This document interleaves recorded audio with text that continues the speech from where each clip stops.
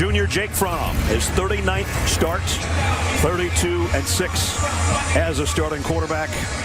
And the rest of the offense with Jake looks like this. Lawrence Cager will keep our eye on him. He warmed up. He is ready to go, we think, but he is suffering with rib and shoulder problems.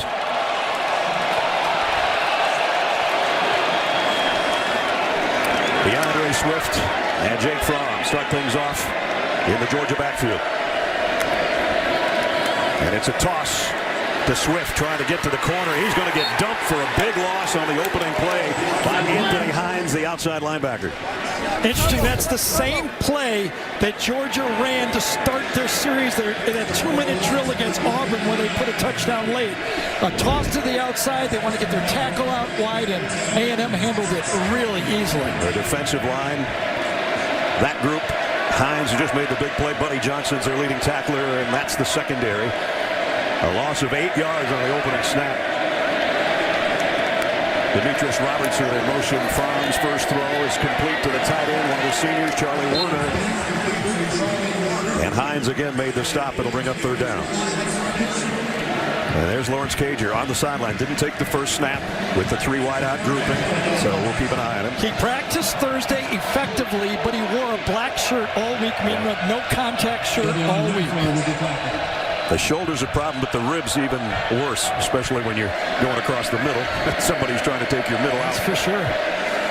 Third down and 10.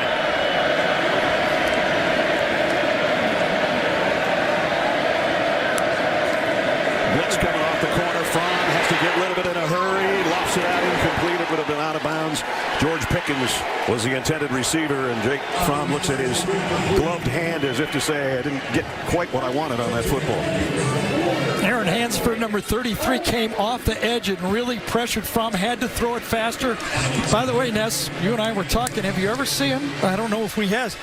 With him a glove before. Yeah, Jamie was talking about it in the open, and we haven't seen him wear it. Now, I watched the Kentucky game last night, and he did not wear a glove in that rainy game. And that was a monsoon game.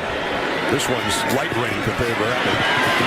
And I slipped on the punt return, and Georgia's coverage team does a great job. Tyler Simmons, another senior down there, starting wide receiver, and also starting on the special teams, along with Campbell, made the stop. So A&M takes over on offense with the Chick-fil-A starting lineups, and it starts with Kellen Mond, the junior, who is a definite run threat on top of being one of the top throwing quarterbacks. He's number 3 in the conference in passing yardage and number 4 in touchdown passes. And this is the group that will start with him. Kirby Smart was really scared about the wide receivers, but Jaden Weidermeyer has become a real weapon at tight end for the Aggies offense as well. They'll start in a 3 wide receiver set here. Isaiah Spiller gets the handoff, and Georgia, much like the Aggies defense, a loss for Monty Rice on the opening tackle. Monty Rice lined up right there, just feels it and gets in there really quickly. 2 tackles for a loss for each team. Monty, one of the captains, junior out of Madison, Alabama. And he led the way last week in the winter of Auburn with 10 tackles. That quickness he has, hitting that snap, hitting that hole. What a good player he's become. So second down at 13. And going to be second down at 18. Here we go. Last time we were here, it was Notre Dame doing that. Remember that? That's right. False start after false start in that game. And Hubert Owens signals another one of those. Carson Green, the right tackle, jumped. Got it. Thank you. Thank you.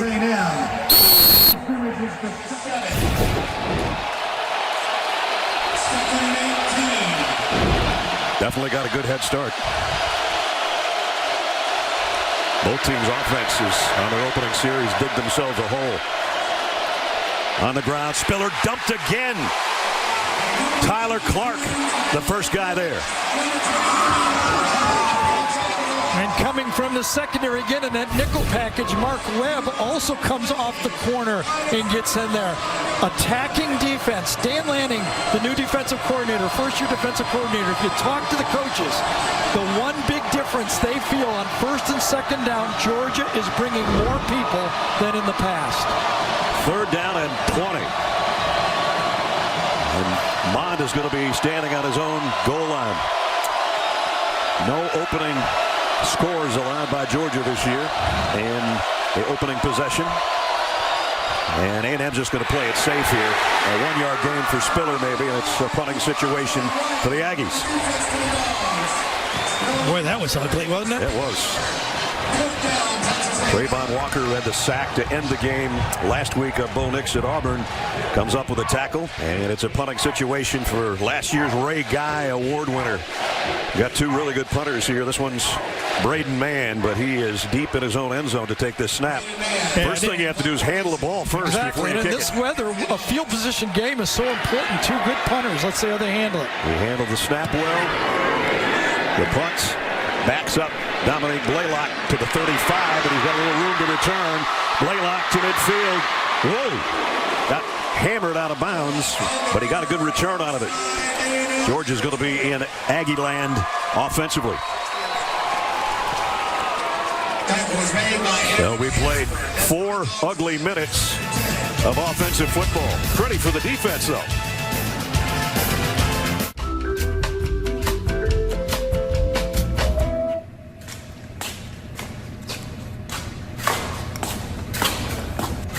Morning, Bobby. Morning, Baker.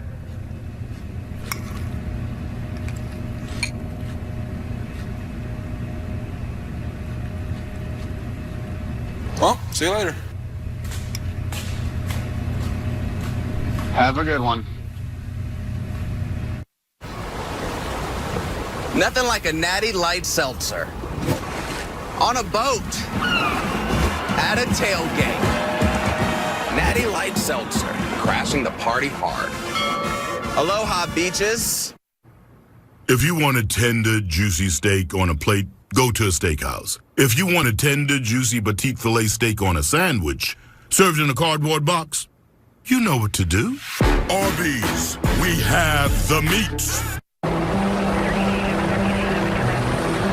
During an emergency, a network becomes a critical line of communication. Connecting first responders to technology and to each other. FirstNet is the only officially authorized wireless network built with and for first responders. It's highly secure, eliminates throttling, and cuts through the clutter of commercial traffic. It's the help you need to help the people who need you. Scoreless as we welcome you back to Athens. A scary scene unfolded on the sideline last week at Auburn when Georgia athletics photographer Chamberlain Smith was struck after a play, knocked unconscious, taken to the hospital with a concussion. I spoke to her yesterday. She's doing better. She said she's grateful for all the people who have checked in on her from around the world, and she shared the photo that she took right before she got hit. She has tremendous skill, and Brad, she's watching her dogs, cheering them on from home today.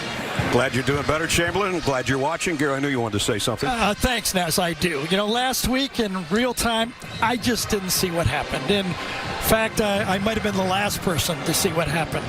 That confusion and my commentary that followed led some to conclude that I was kind of being insensitive to Chamberlain's serious situation. That certainly wasn't my intent. But I get it. That it happened, and our viewers saw it, and simply put, I should have been better. I want to apologize to Chamberlain and our CBS viewers for that. I'm also thrilled to see that she's going to be back soon and doing well, and that's the best news of all. Absolutely. The Bulldogs right now will try their second offensive series, and they've got a better spot to work from than the first time. They open up here at the 47 of Texas A&M. Front on the give, DeAndre Swift, and Swift found a little opening. Buddy Johnson hold on for dear life, but the first positive play for Swift. Got it, Ness, and I think that's the key player for this A&M team, Buddy Johnson, the middle linebacker. How many games do we do in modern football now where we say the middle linebacker is the key player? These two teams kind of play the old style of the game. They want to run between the tackles. You already saw both inside linebackers, Monty Rice now and Buddy Johnson making plays. They have to make a lot of tackles in this game. Buddy made a lot in that Alabama game, career high 11 in that game we saw him earlier this year. Pick up a 5 for DeAndre Swift, 2nd and 5. for the Dogs at the 42.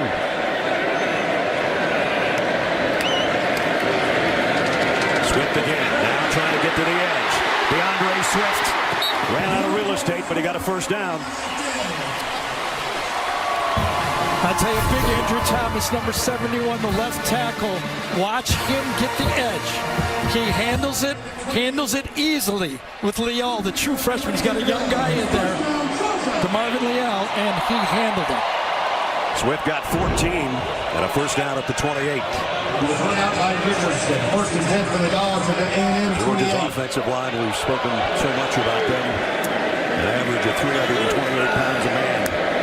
Demetrius Robertson might have been moving at the snap, but the handoffs to Swift for about 3. Swift to get the ball here. Amari Richardson in on the stop. So Georgia's thrown the one pass to Charlie Werner, and it's been ground game time for number 7 so far. Yeah, he had the throw to Pickens down the sideline too. Oh, that's right, incomplete. Yep. Second and 7. Pickens, who's up to the top of your screen right now with. Here's the down that Mike Elko, defensive coordinator for A&M, needs to win. Second down, because if Georgia gets its short yardage, they're tough to stop. Ryan Harriet in the backfield with Fromm. He'll get the carry this time. Little juke step, puts his head down, got a couple. But third and medium, and that means that if you're trying to call defensive signals for A&M, you have no idea what's going to be called. That's the advantage of having this running attack that Kirby has built here with this massive offensive line. Interestingly, third and medium, Elko does come with his nickel package. He's almost daring Georgia to run the ball here. If they run it, it'll be Harriet. If they throw it, it's Fromm. They're already in field goal range, although on a day like this, you never know. Fromm, delayed blitz coming. Down the sideline, Harriet can't find it. It was out of bounds anyway. Had him open. Wow, and he had a game, and he had a play. Andre White from 32 was on the opposite side, and he has Harriet. Watch this. They're trying to confuse Georgia, and look at the setup.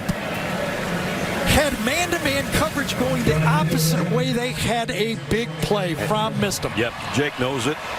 Should have hit him. And it will bring in Rodrigo Blankenship. 41-yard field goal attempt. As I said, these conditions, it's not a chip shot by any stretch, nor is a 41-yard field goal anyway, but the kick's on the way, and the senior who's been so brilliant as the Georgia kicker knocks it home. Hot rod. You have to respect the specs. Scores first for Georgia from 41 yards out. 3-0 Dogs. This season, the Home Depot has a few new presents for you. This one's returnable. No, it's not. We'll bring it out to the 25. And now we're going to do Project Smarter, presented by the Home Depot. And what's smarter to do sometimes is to go old school and do something nobody else is doing. 2 backs in the backfield. You get different angles to the running backs. This has been the changeup that has forced defense a little bit off balance. And they've got a good package because they also got a quarterback that can throw it, obviously, but also run. So it's almost a 3-back set when they go to that split back set. Kirby was saying earlier this week, it's almost like trying to defend the wishbone of the old days. And by the way, the tight end gets involved too in the blocking schemes from that H position, not lined up just off the line of scrimmage. Georgia shifting on the defensive line on first down. Kellen Mond trying to throw a slant, batted up in the air and knocked down. I think he was lucky it got it knocked down. If that wasn't knocked down, I think J.R. Reed is going to intercept that ball. Sometimes you get a break early in a game, and J.R. Reed thought he had a pick. Watch J.R. read it and get under the slant. Oh, you're right. No, and he jumps, I got it. I don't have it. Oh, he had it. He had it read, and he was ready for it. Thorpe finalist for the top defensive back in the country. He's been a great player for Georgia. 40th straight start. I miss talking to him. You're not kidding. He's amazing. Spiller. Nothing there. Nothing. I mean, this is an offense that ran for 340 yards last week against a pretty good South Carolina defense. They're down at 10. With 3 and out on their first drive. Let's see if Georgia can pitch another shutout here. -4 yards for the Aggies so far. Right now, A&M could go split backs, upside down backs. They can't block them. Doesn't matter. The 3 wideouts all split to the near side.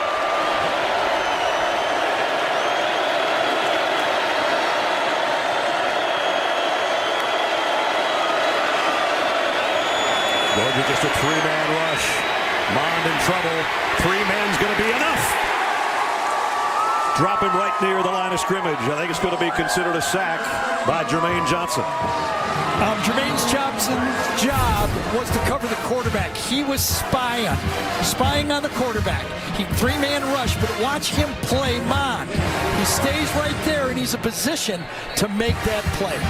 God, Dan Lanning and Kirby Smart has their defense dialed in. Don't they, though? Yep. And we said coming in, number 2 in the country in scoring defense, obviously tops in the SEC. And this one off the side of the foot of 40, I think 42 maybe. The first one, he kind of outkicked his coverage, and this one he shanks it out of bounds. I'm about 7 yards wrong there on where they're going to spot that one. J.R. Reed, big part of that last defensive stop for the Dawgs.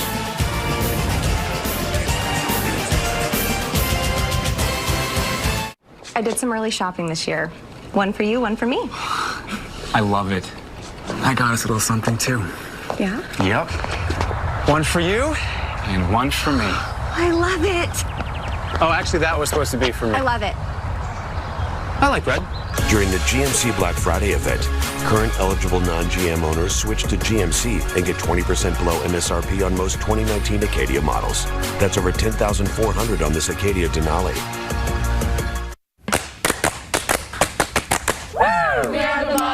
We are a drill team from Hawesville, Texas. I'm the marketing director at the Chick-fil-A in Longview, Texas. Every year we do a novelty routine. Last year we were inflatable cows. Some lady posted it online, got so many views that made the video, the cow scene. The morning when we were leaving for our nationals competition, We surprised them and sent them off with a Chick-fil-A cow. we were starstruck. We just wanted to let them know we love them. We knew we had to make this cow proud. What are you doing? Just checking my State Farm app. I have an app. Can he pay bills and track claims? He doesn't have an app. Kevin, bring in my app. Mr. Gabriel, you don't have an app. Sounds incredible.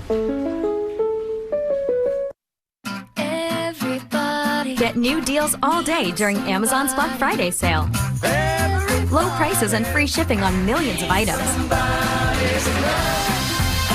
The fun starts November 28th. Go ahead, take your best shot. Booyah! Uh-oh, you got smoked by a dude who says booyah. A New Neighborhood, Monday at 8, 7 Central on CBS. Tomorrow, NFL on CBS features a full slate of games, including an NFC South clash. Jim and Tony and Tracy will be Carolina and New Orleans. Raiders on the road against the Jets. All starts with JB and the guys on the NFL Today. Noon Eastern on CBS tomorrow. Yeah, that's kind of how it is here in Athens today. And considering the Georgia defense and how stout they've been all year, I think the pressure already is on A&M's defense to not let this thing get to 10 points.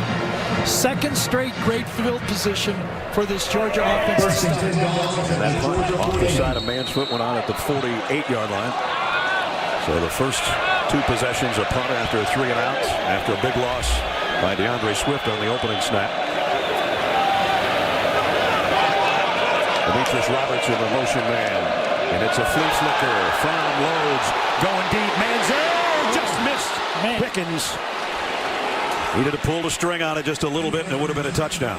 Great position on the field to call this. It's almost like a turnover, the punt. Here's Pickens, how he lined up. And you get great field position, running the ball so well, you got him. Safety can't get there, but what? Half a yard, a yard, a bit too long. Pickens laid out, got one hand on it maybe, and yeah, just the back end of the ball. And he's 6'5", and he couldn't reach it. That's 2 now that absolutely Jake had put it on him. It'd be touchdowns. Draw play to Harrion. That'll lose a couple.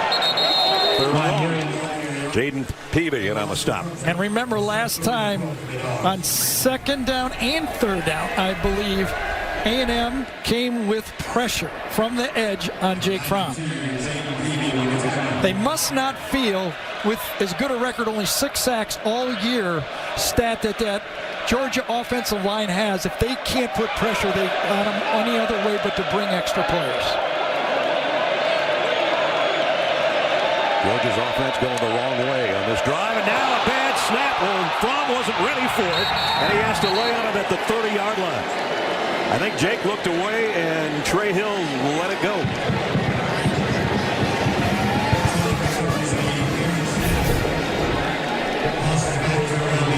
Oh, yeah, Jake Fromm was not ready for that, no doubt. He was still pointing out formations or protections, trying to put people in motion, and you know, that one at home, you might understand if you're on the road doing that, but that at home. But the two teams have met as SEC opponents, and it's not going to happen again in College Station until 2024. Maybe, unless the schedulers change the format. Okay. By the way, every play has been a run or a 5-yard pass. A&M needs to loosen up this Georgia defense. Even incomplete down the field would help them. Spiller behind Mond in the pistol set here on first down from the 17. Mond does want to throw downfield. He might not get the chance. Throws late, and he got it to the 40. Jamon Osmond. So just as Gary called it, he hooks up with his number 1 receiver. Yeah, no doubt the Georgia defensive backs are squatting on the slants. They're playing physical on the corners, and that's actually what Kirby told Ness and I on Friday, that he's nervous about the size of those Aggie receivers. And you see the play right there. Osmond 6'2", Kendrick Rogers 6'4", Courtney Davis 6'2". Physical receivers. Pickup of 23 on that one out to the 40-yard line.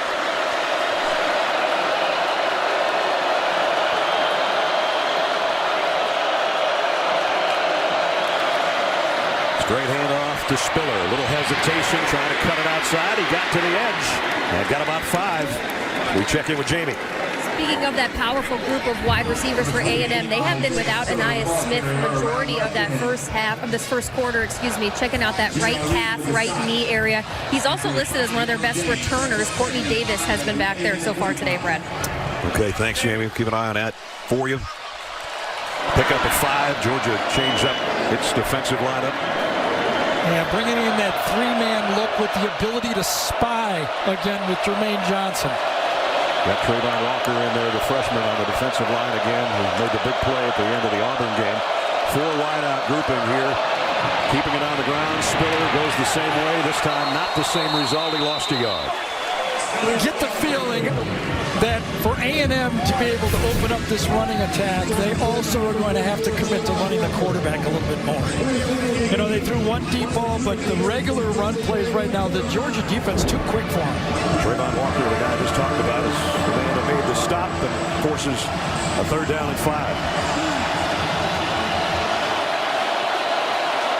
Crowd trying to get into it for the Georgia defense. And Georgia has 3 true freshmen on the field for them in this package. Bodes well for the future, doesn't it? Yeah, I think so. Mond not hit as he threw, and it's tipped and knocked away. Incomplete. Intended for Kendrick Rogers. Yeah, it was a corner blitz coming off the edge again. Both coordinators are trying to attack the quarterback with blitzes, and you can see it was missed that time. Spiller went out too fast. He was responsible for the corner cat. Great blitz by Eric Stokes, and that affected that throw for sure, because Mond got this right when he let go of the ball. Yep. Nobody tougher than Kellen Mond, though. That's for sure. He takes some hits, boy. High snap. Punt. Bounce down inside the 10. Great roll for the Aggies. Yeah, finally the field has been flipped for the Aggies. Boy, it's been flipped all the way to the 1-yard line. That's what you do when you're a good punter. His previous attempt, not so much. That 54-yarder will have Georgia buried at its own 1-yard line. And from pylon cam, here's how it looks as they let it take every revolution to right there, just outside the 1. Those guys have been valuable for us this year, the pylon cams, haven't they? Sure have. I don't know how we fit our little guys inside there with their cameras. We got the smallest camera people in the world down in the end zones. So Jake Fromm's going to have his feet in his own end zone here on the snap. Actually, in the shotgun, he'll be about 5 yards in his own end zone. Here comes a blitz from the secondary. Fromm loads it, fires deep sideline, and again, overshot Pickett. So Jake Fromm has had a couple of opportunities to make big plays. He had Harry at first coming out of the backfield. Could have been a touchdown, and then he had Pickens on the flea flicker. Missed him, and you know what he's done because of that, Ness? Took his glove off. Yep. Going without the glove, to heck with that. That lasted not even a full quarter of football. Jake is 1 of 5 for 7 yards, and that was Warner, the tight end, here earlier in the quarter. DeAndre Swift, straight up the middle, gave him a little bit of room to work now out around the 6. Still going to be 3rd down.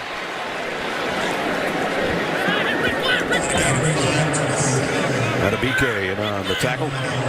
Big defensive lineman, 305-pounder, who creates a lot of havoc on that inside for the Aggie defense.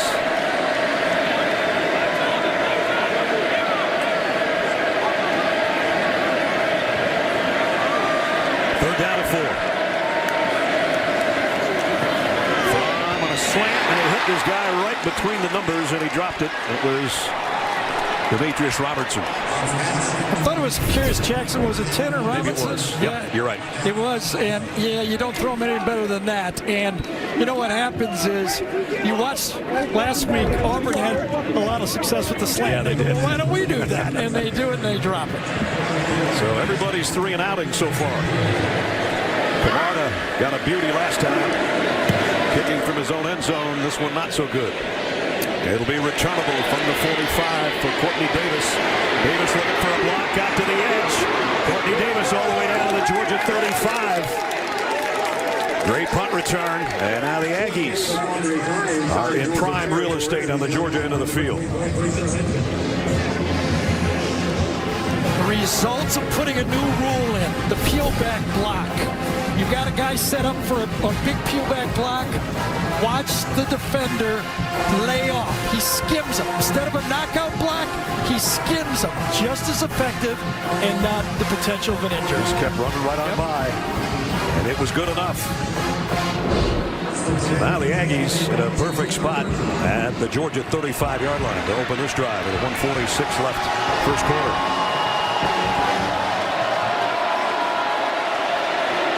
Georgia's highly talented defense are going to have their hands for preventing any kind of score here. Mond off the play fake, throws out, completes. And that one's to Osmond again. Interesting, we were talking on Friday to James Coley, the offensive coordinator, first-year offensive coordinator, was here before for Georgia. He coached for 4 years, 3 years the offensive coordinator with Jimbo at Florida State. Yep. And he said the biggest difference in this league to him, yeah, a lot of big guys up front, but he thinks it's way more physical with the corners on the receivers. And the young players are not used to that, especially his young, tall guys. 2nd and 5. Just outside the Georgia 30. Blitz coming off the corner. Pass complete. And it's going to be short of the first down with Courtney Davis. I think that was J.R. Reed on the blitz, wasn't it? Well, I tell you, that was great defense, though, by Tyson Campbell. Out there by himself. He knew he had help from behind him, but he played off the block and then ended up making the tackle. It's funny, we were talking to J.R. yesterday. He said, do you think it'll be emotional for you? Will you cry for senior day? He said, no, but my mom already started this morning. Yes. So she got a whole day of crying in for him. And, of course, his dad, Jake, a great receiver in the NFL for a long time, mostly with the Vikings. 3rd and 3. 0 for 3 today.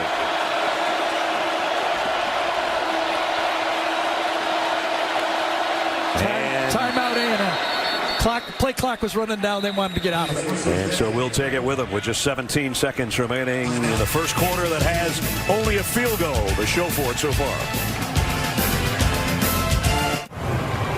Connected to those. Alexa, what's on my schedule today? At 2 p.m., there's a haircut appointment. Alexa, play some music.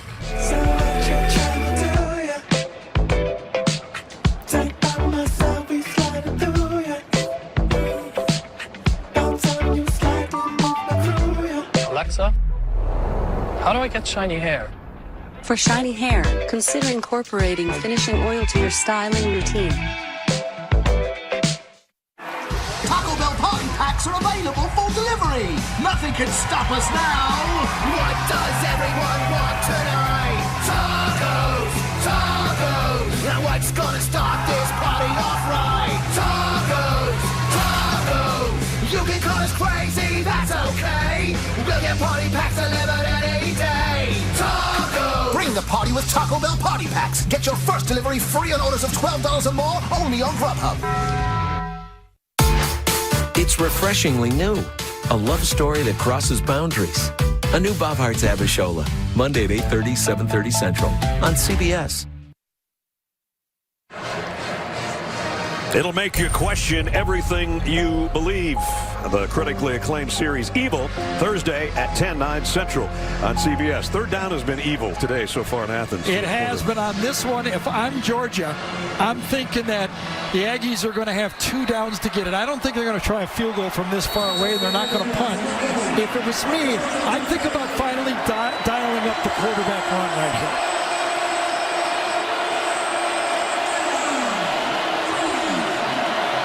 Third and 3 following the timeout. 3 tight ends on the field, including Baldry, who's in the backfield with Kellen Mond. Play action, wide open. Here's Baldry, and he's got the first down at the 20. That is so old school right there. We used to call it 626 fullback flat. Baldry is the fullback on this play. Even though he's in an H position, he ends up being the fullback. You run it off tackle, got the tight ends right there, and slip them right back by the end man of the line of scrimmage. Giving the fullback some sugar and a first down. His first catch of the year. You ready for that? Brings the quarter to an end. A&M threatening, though. Fourth-ranked Georgia has their hands full against the Aggies, leading just 3-0.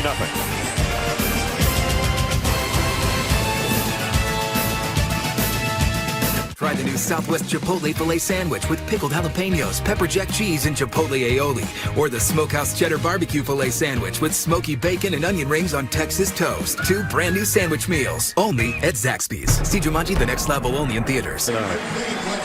Well, there's a lot of good senior duos in college football, but it'd be hard-pressed to find a better duo than Richard LeCount, number 2, and J.R. Reed. LeCount is coming on. He's got great speed, making plays all over the field. And J.R. Reed, as Ness just talked about it before, the veteran out there. Yep. And there you see the rain intensifying a little bit. Hardest all day, I think, right now. Ball security on a day like this is big. Both backs are in there that Gary talked about. That full house backfield with Mond between Richardson and Spiller. And he's going to run it here.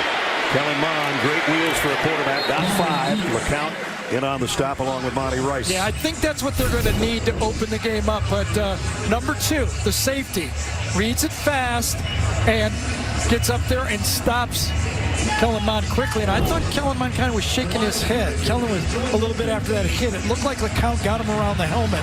It looked like he was just shaking off. Might have been rain, and he was shaking off. Georgia's defense, top 5 in just about everything, including the red zone, as you saw there. Third down and 5. You know, one of the storylines last week, no matter that A&M rushed for over 300 yards against South Carolina held them to 4 field goals. That's why it remained a game. Didn't get the play off in time, so it's going to be 3rd and 10. The left game. Offense, number 11. 5-yard penalty. 3rd down. Well, and you know what? Last time, Jimbo took the timeout on the play. When the play clock started going down, he saved his quarterback. This time it looked like he trusted him. He said, you know, you're a veteran quarterback. You're not going to make that mistake. That's why he was so upset with that big play. And it's become a bigger play now. 3rd down and 10. 1 3rd down conversion between the 2 teams so far.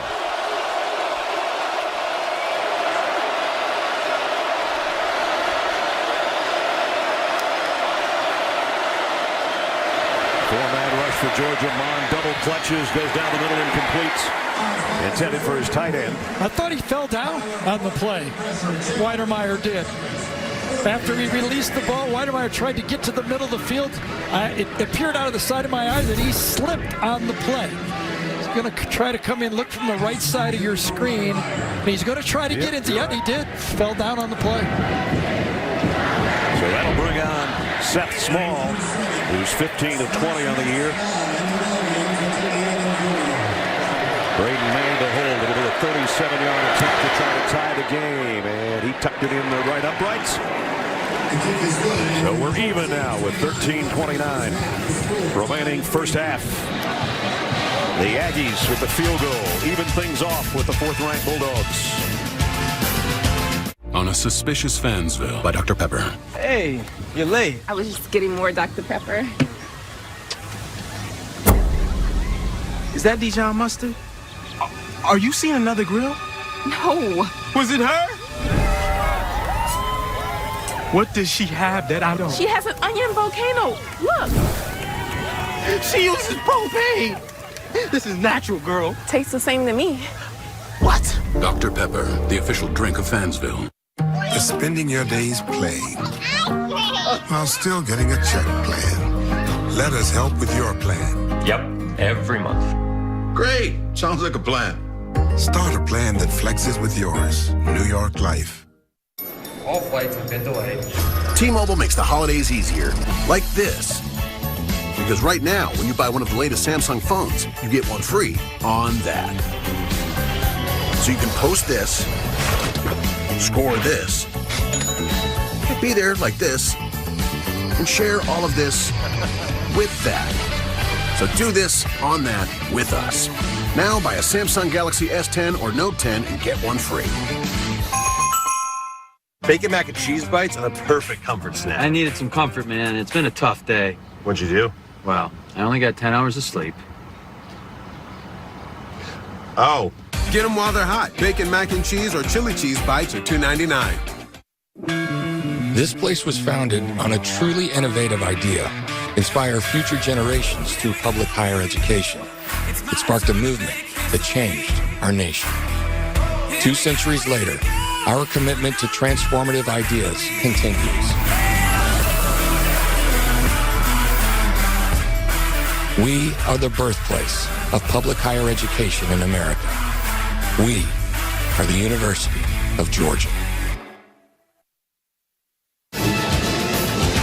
College football continues tonight on CBS Sports Network. The Miami Hurricanes take on FIU from Marlins Park at 7, followed by Boise State at Utah State at 10:30 on the 24-hour home of CBS Sports. When you talk about the group of 5 schools, that's how big it is for Boise State against Utah State tonight. So they've got some Aggies on their hands. There's all the teams that are 9-1. And Georgia's got some Aggies on their hands here in Athens. Tie game at 3. Zamir White, Brian Herrion waiting on the kick. And it'll be Brian Herrion from the 5. Herrion got to the next level. The kicker's got to knock him down at the 45-yard line. So there's one of the 24 seniors today. A 40-yard kick return for Brian Herrion. He's one of those forgotten men who now no longer is overlooked. He's just too good of a football player. And as told you in the open, when it's senior day, he catches the ball, he blocks, he does it all. He's just a really well-rounded football player. And a touchdown catch last week in the win over Auburn, and he sets Georgia's offense up in great shape at their own 46. And A&M has stopped number 7, Swift. And at 5, he's only got. He just have not been able to establish DeAndre Swift. Till now they have. DeAndre goes out for about He's the guy. 16. He's the guy. You know, really is. Conditions like this, as we welcome you back to the booth, it's going to be number 7. It's going to be his kind of game. I think so. Right now, Fromm's struggling with the passing game. Missed a couple easy ones then, had one drop. 1 for 7. I think he was 9 for 12 in the rain against Kentucky, right, but not a lot of yards. So it seems so far that Fromm is not handling the weather. Let's see if he can get it going. He doesn't need too many completions for touchdowns. A kid in 13 completions for 3 scores last week. And here's Swift off the left side. Got some good blocks and positive yardage again. DeAndre, back-to-back 1,000-yard-plus seasons. It's funny, every time you talk about a coach, for 2 years now, and there's been a lot of good backs here at Georgia, anytime you talk about Georgia's offense, they always go to Swift. He's the guy that can change the game quickly. 39 yards on his 7 carries so far. He'll get a breather and a quick sip over there on the sideline. And Harrion, who had the big kick return, with Jake Fromm on the Georgia backfield. And Fromm will get the carry. Only about a yard. Ness, I was out at practice Thursday, and George Pickens was really coming on, the freshman receiver. But early in the year, he was guilty of Odell Beckham Jr. disease. And Kirby was coaching him hard. And you know what? In the same game, it paid off. He used 2 hands. They've been really coaching him, and I think he's really coming on. He had a great practice on Thursday. He's a difference maker. Seems like a big play waiting to happen. It just happens, and Jake missed him earlier in the game. From back to throw here.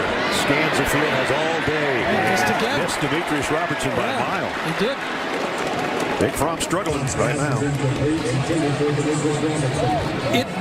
It is raining, and it's raining hard, but it's not really windy. I actually thought both quarterbacks would be able to handle it better. So 4th down. And Georgia going for it. 2 out of 6 on the year. Too far for a field goal, too close for a punt. And Fromm under center. More pressure. Now he gets Kearis Jackson in tighter on the left side. They double shift both tight ends. They try to draw him off sides. It's not working. And then call a timeout. Well, caused A&M to take a timeout. Well, you know what? And interestingly, Kirby was running up to call a timeout. Well, he got a freebie then. That's right. 11:41 remaining in the half. Georgia, will they go for 4th down? When we come back, we'll see. A new SWAT, Wednesday at 10/9 Central on CBS. Does he do tricks? Mr. Shakespeare, who's the greatest TV and internet provider around? Well, that's got to be RCN. For only $29.99 a month, get up to 250 meg internet plus a free month on certain internet packages. Free month not valid on all offers. Restrictions may apply. Call for details.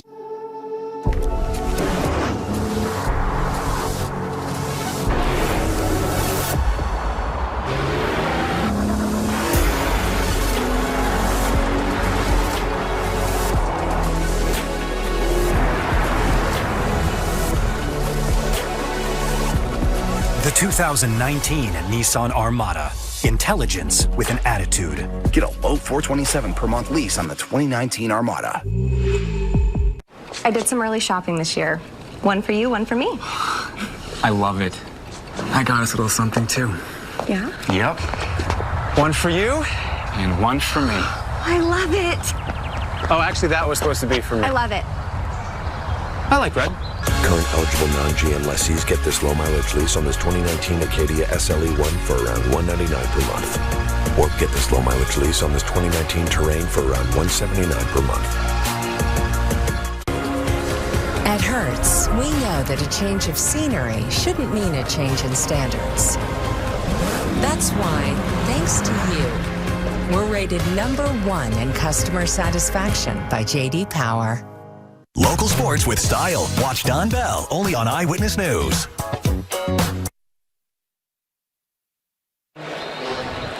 Let's take a look at the Dr. Pepper SEC Conference standings. Georgia has already clinched their 3rd straight Eastern Crown. They'll be playing the first week of December in Atlanta. It looks like against LSU, but we still got some football left. Well, Georgia's changed his mind. They're going to give Rodrigo Blankenship a crack at a field goal here. Maybe they did. Maybe they were going to just try to draw him off sides for the 1st down and kick the field goal anyway. I think Jimbo's faster than Kirby right now to the official calling timeout. Now Rodrigo's 1 for 1 today from 41. And his longest this year is 50. And the wind is left to right. He's got the wind behind him. He'll try this one from 49 to try to give Georgia the lead back. Maybe the most popular kicker in college football. As we said earlier, he gets the biggest ovation from the crowd here in Athens every time his name's announced. And he might get some more cheers here if that makes it, and it does. Kind of a knuckleball, but I think he'll take it. Rodrigo Blankenship from 49. 6-3 Georgia.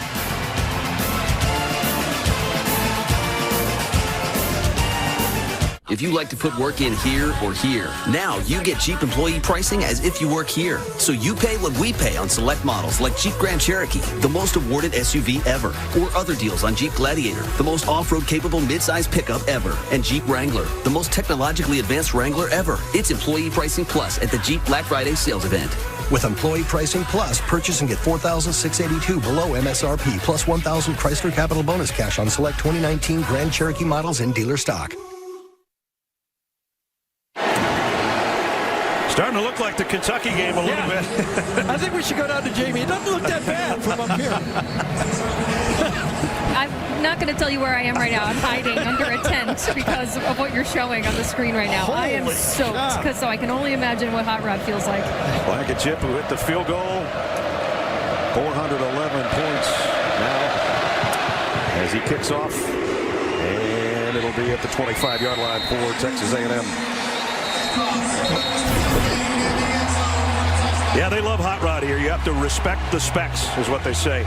He's up for the Grozo Award. He's a finalist for the Burlsworth Award, which is the best former walk-on in college football.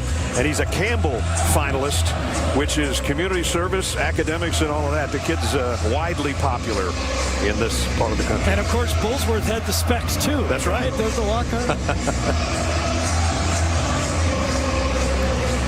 Yeah, he's the difference so far. 6'3".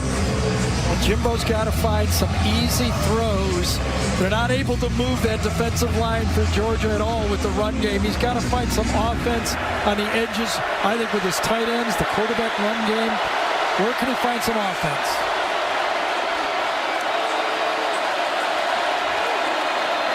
On the ground is Spiller. Yeah, not there. And that was whistled dead, I think, before the snap now. Boy, another delay of game, and you're going to see why they may be delaying. They're trying to figure out where all these studs are on this Georgia defensive line. The first one was by Tyler Clark. This time in the middle, Devontae Wyatt, and a comeback. You do it with strength, quickness, and a veteran play cutting off that backside blocker to make the play. That defensive line is dominating the game right now.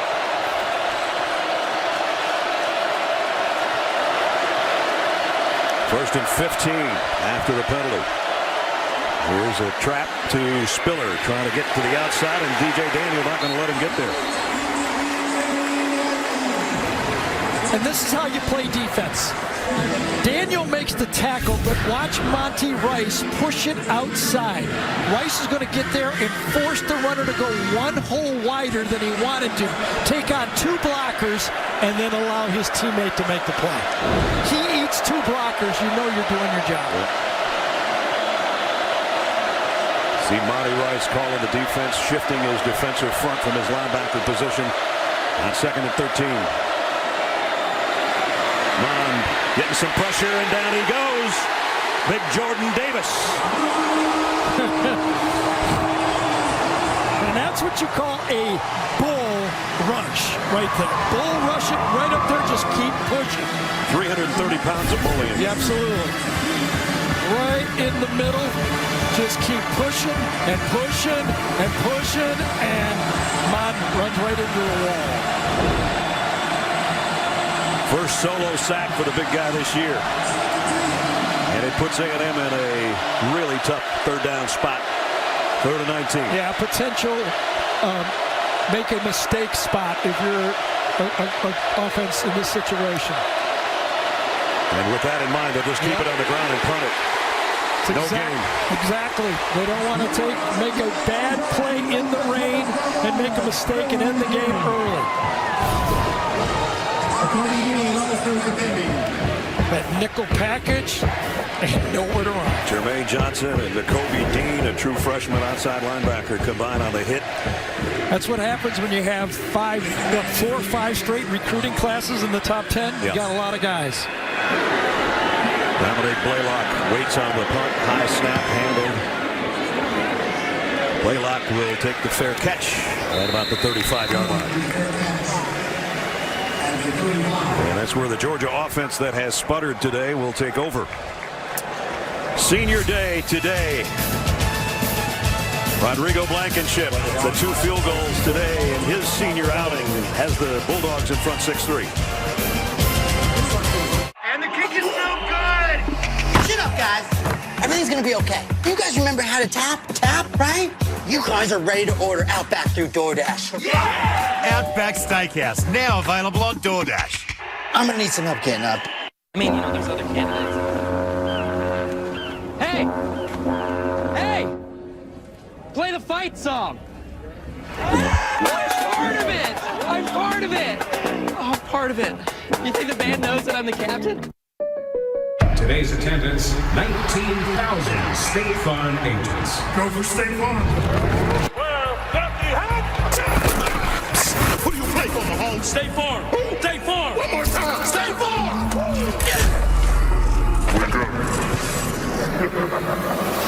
And that's when I always wake up. What does it mean? Clearly it means you should combine your home and auto with State Farm. It's a weird interpretation.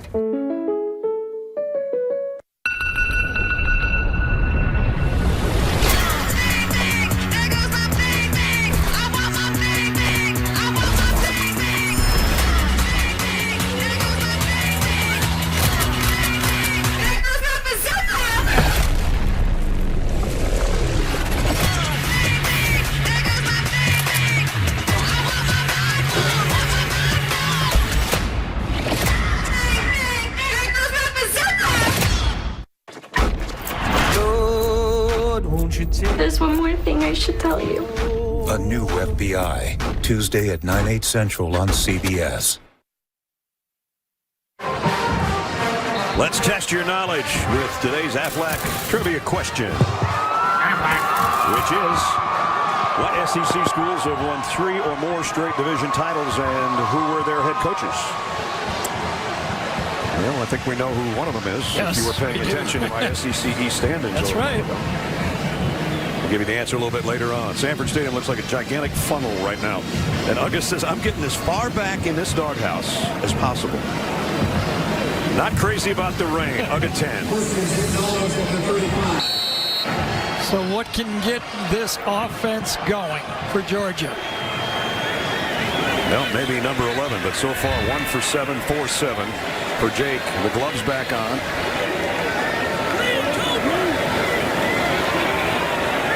And a first down for the Dogs at the 35-yard line. Hand off. DeAndre Swift got back to the line of scrimmage, and that's it. You know, and that's the challenge for James Coley, the offensive coordinator for Georgia right now. He's got a quarterback that's a little off, and the skill, as you look at James right there, right next to you right here, is you're not just calling plays. You got a sense that your quarterback is struggling, so you got to help him out.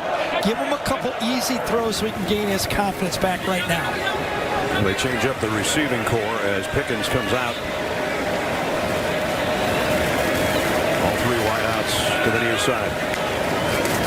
And again, the give to Swift, looking for blockers.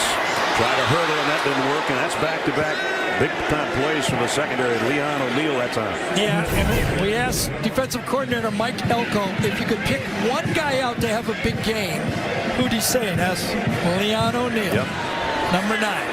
He said he's the guy that has to recognize pass, run quickly, and get up there. From back shoulder throw. There, he got one to Tyler Simmons. First down. Finally, something clicked for Jake Fromm. Miles Jones in coverage, number 10 for A&M. Underthrown ball, but there's nobody in college football that likes throwing the ball outside the numbers more than Jake Fromm. 27-yard pickup. Biggest play of the day so far for the Georgia offense. To the 37 of A&M. Play action, and now Fromm's going the other way. And that is caught as well. Kearis Jackson. Same kind of play, only to the right instead of the left. So we talked about what James Coley could do to get his quarterback going. Now, so you were talking about this when Fromm was throwing balls. Does anybody throw the ball to the outside better than him? He loves outside the hashes out there. And I think Coley knew that. He dialed up a couple of comfortable throws for his quarterback. And now you got to believe Jake is in gear. Pickups of 27 and 22. Georgia in the red zone leading the country. 98%. That is 39 out of 40 trips in there to get points. Well away for Zamir White. And Jake Fromm has to eat that one. Yeah, Zamir White shifted over just before the snap, and you don't know if he was supposed to or not, but watch Zamir White shift, and then Fromm thinks he's to his right, but he was not. No. And Zeus disappeared on Jake, and Jake had to carry that one himself. And White goes out. James Cook comes in to the Georgia backfield. So back-to-back big throws, but a loss on that carry by Fromm. Makes it 2nd down and 11. Here's Jackson in motion toward the ball. Fromm to throw, looking left. And now comes back to the right with a wobbler intended for Wolf, incomplete. The crowd reacted because James Cook was open early, and Jake Fromm did not see it. For a 2nd down throw, he had an easy throw to the outside, and Jake just did not see it. His eyes were looking at something else. See Cook right there? Yep. He's got a good 8-10 yards on the play. Instead, it brings up 3rd and long.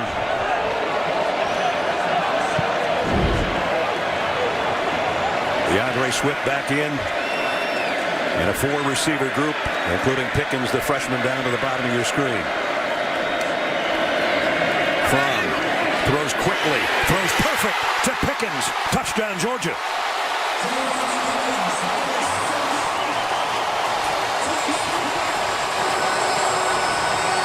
You know there's a connection. If you practice well, you'll usually play well. And Pickens was on fire on Thursday on the practice field. Watch him beat Renfro at the line. He actually grabbed Renfro and threw him down. That's why Renfro was upset. Right at the line of scrimmage, he grabbed him and kind of went by him. So Pickens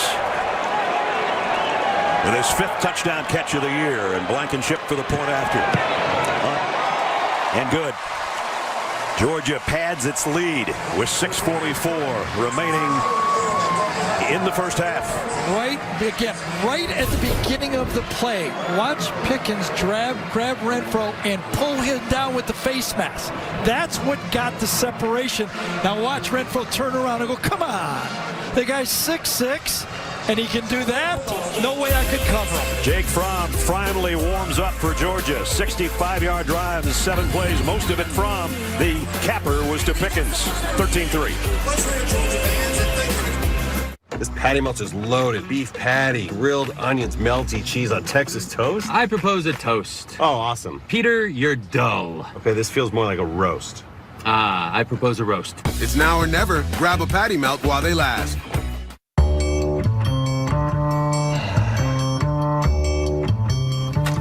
Introducing a razor that works differently. The Gillette Skin Guard has a guard between the blades that helps protect skin. The Gillette Skin Guard.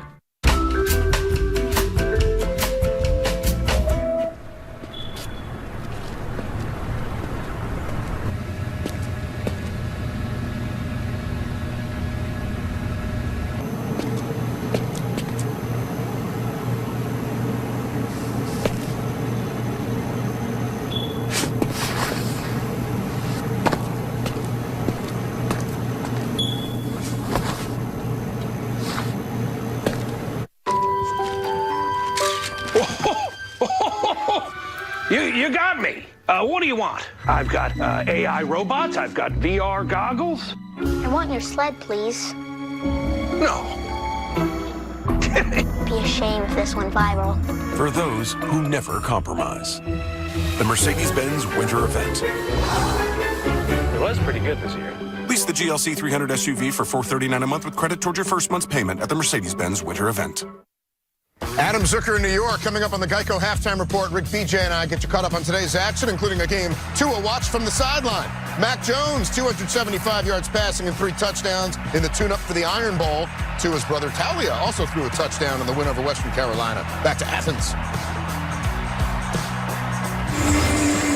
All right, Zook, thanks. A touchdown pass from Jake Fromm, who at one point was 1 for 7 for 7 yards. But Jake on that last drive for Georgia, 3 out of 4, 65 yards, and the scoring touchdown. And that's the sign of a good offensive coordinator. Know a guy that's struggling, nobody likes to do, and let him do it.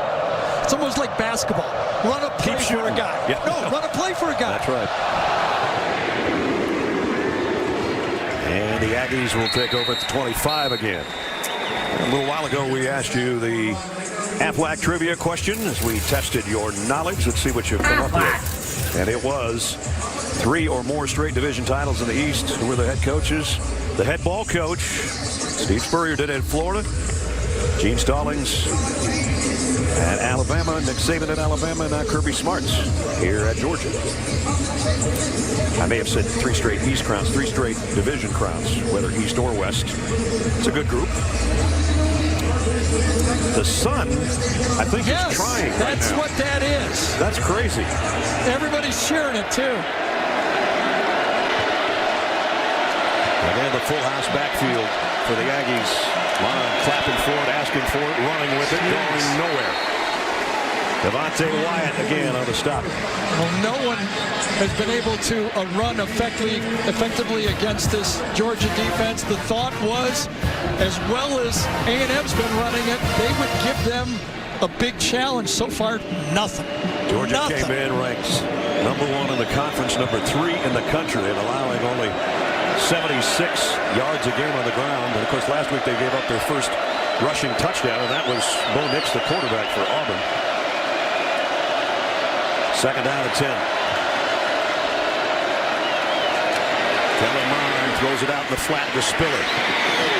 And Spiller wrapped up. Nice job defensively by Devon Wilson as we get a Papa John's update in New York. Here's a Ness, it's the game between Harvard and Yale, and after a long delay to an on-field demonstration at a halftime, Yale erasing a 19-point second-half deficit. They force OT. Zane Dudek gives them the go-ahead lead, and then they get the stop on Harvard to tie for the Ivy League title. How about it? Send some of those points our way, will you? Well, with the Sun here now, we may be seeing a little bit more of a passing game. They're down at 10. I mean, does A&M have any other choice right now? I don't think so. The tight end Weidermeyer is on the left side, but he's backpedaling to help protect his quarterback. And Mon deep middle missed Kendrick Rogers, incomplete. That'll bring up 4th down. Here's what's hurting the passing game for A&M. Jalen Weidemeyer on the left side, number 85, stays in to chip to help. They can't get the pass rushers blocked, so really they're not using 5 receivers. They're not using 4. They're only using 3 guys to go out. One of their big weapons, and you're not going to be a weapon when you're chipping and not getting out into the route. They come after the punter a little bit that time. Fielded at the 38-yard line by Dominic Blaylock. Now coming up, Adam, Rick, and BJ will have first half analysis, scores, and highlights on the Geico halftime report, which is just over 5 minutes from now. And there you see the sun-drenched upper deck now of Sanford Stadium. Those people are going, we get to dry out right now. Yeah. This is awesome. I remember a month and a half ago, everybody did not want to be in the sun. Remember true. that? Those hot days? Now they're like, I want to be in the sun. We were asking for the fans up here. Yes. Now we're looking for umbrellas. So now do you start to ride Jake Fromm again? Because he has a hot hand. He's going to toss to Andre Swift. DeAndre Swift into the second level and the third as well, down to the 40-yard line. For years and years and years, Georgia ran the toss sweep. This is the modern version of the toss sweep from the shotgun position.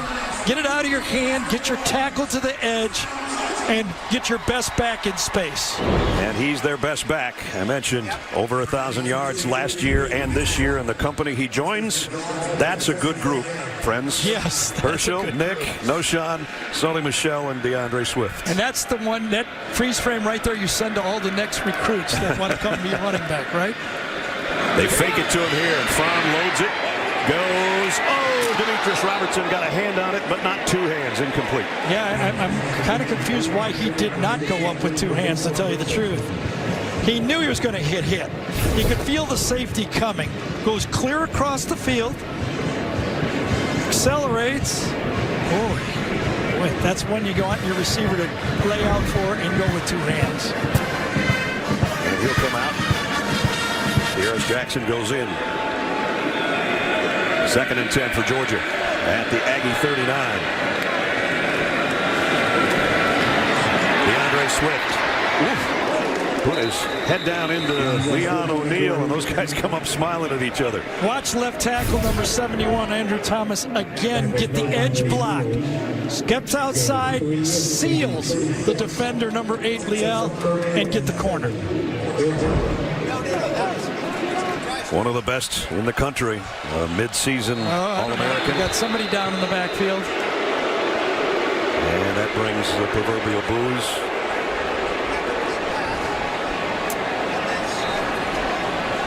When people think that defense is taking a breather just to slow down Leon the progress. O'Neal, number 9, is the guy that went down. He was on the tackle on the play. I would have stayed down right there if I was him. Yeah, but he gets up, seems okay. Smiles at DeAndre Swift. And then gets back to his position and goes down. And they help him up. We'll be right back.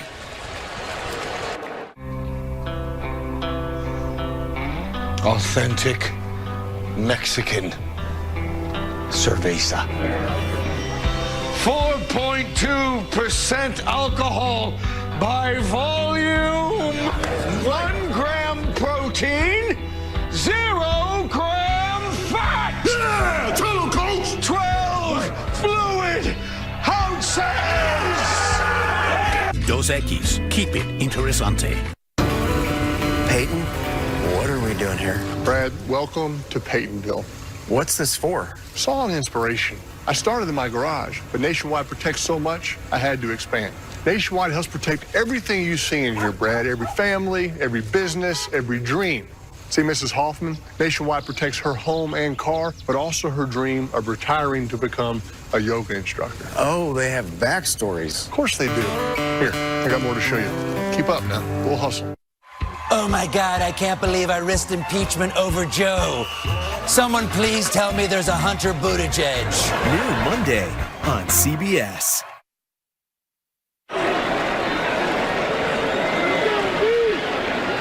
Leon O'Neal trying to jog it off, whatever it was, on the sideline for the Aggies, while the Georgia Bulldogs had a 3rd down and 7 at the Aggies 36. Big Fromm throws incomplete. Intended for Dominic Blaylock. Good coverage out there in the corner. Yeah, Charles Oliver did a good job. He's their nickel back coming on, plays a lot of corner, but is earning his time inside. This is a big stop for this A&M. Staying in the game right now. They're reeling on offense, but can they stay in the game? They start the second half with the ball. Georgia's got its offense. Now they're going to punt. They're going to punt. And I'd be thinking, I'd be watching for a fake. A&M did not even put a player back. They're playing defense safe. And Kamara will punt it. Pops it up in the air and hopes to drop it inside the 5. And did they get there? I think they did. And the officials got to make that call, whether it's at the 1-yard line, the back judge, and they're both going to have a little conversation. A&M played it so safe, and with Georgia having 3 timeouts, there's a good chance, the way things have been going, that Georgia's going to get this ball back with opportunity to put more points on the board like they did to Auburn last week at the end of the first half. Kobe Dean, I think, is the guy that got the hand on right there. Talked about the kicking team. Alvin recovered at the 9-yard line. Down at the 9-yard line by the kicking team. It'll be 1st and 10 from the 9-yard line, Texas A&M. Great play by Dean, the freshman linebacker on the special teams, but he popped it out all the way almost to the 10. Yep, not where you touch it, where it ends up.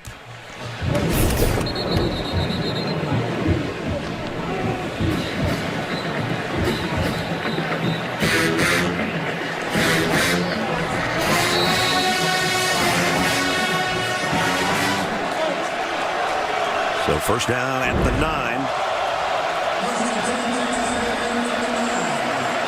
With 3:19 remaining in the half. The Aggies looking for some kind of offense here before the break. Georgia comes with a blitz. Kellen Mond hangs in, throws over the middle, completes. And it's a 9-yard pickup to Courtney Davis. Don't you get the feeling that Jimbo thought the same thing? We got to make a couple 1st downs because if we give them back the ball, they're going to be in scoring position. That's about the first time that I thought Kellen Mond had good, solid protection, and he got it because he threw on 1st down. 2nd down and a yard. Can do anything on this play. It's Spiller that's with Mount in the backfield. And he'll get the carry and the first down out to the 20. Malik Herring and Aziz Ajalari in on the stop for Georgia. So right now, with the important receiver for A&M getting blanked, Jalen Weidermeyer, their impressive true freshman tight end, having no catches. And when you think about it, remember how Cole Kmet from Notre Dame, he had 9 catches. Kyle Pitts for Florida. I thought he'd have a big game. So did I. That's why we highlighted him in the open. There you go. First down. Just over 2 to go in the second quarter. And Mon firing again. Complete again out to the 25. Pick up a 4 or 5 on the play. Jamon Osmond, leading receiver for the Aggies. So we said that Georgia has not played a veteran quarterback with this much skill all year. The best quarterback they probably played all year. But 99% chance they're going to see a better one in a couple of weeks. Right? Yeah, that'll be Joe Burrow. 2nd and 5. Mon, quick throw, completes, and it's first down. Jamon Osmond again.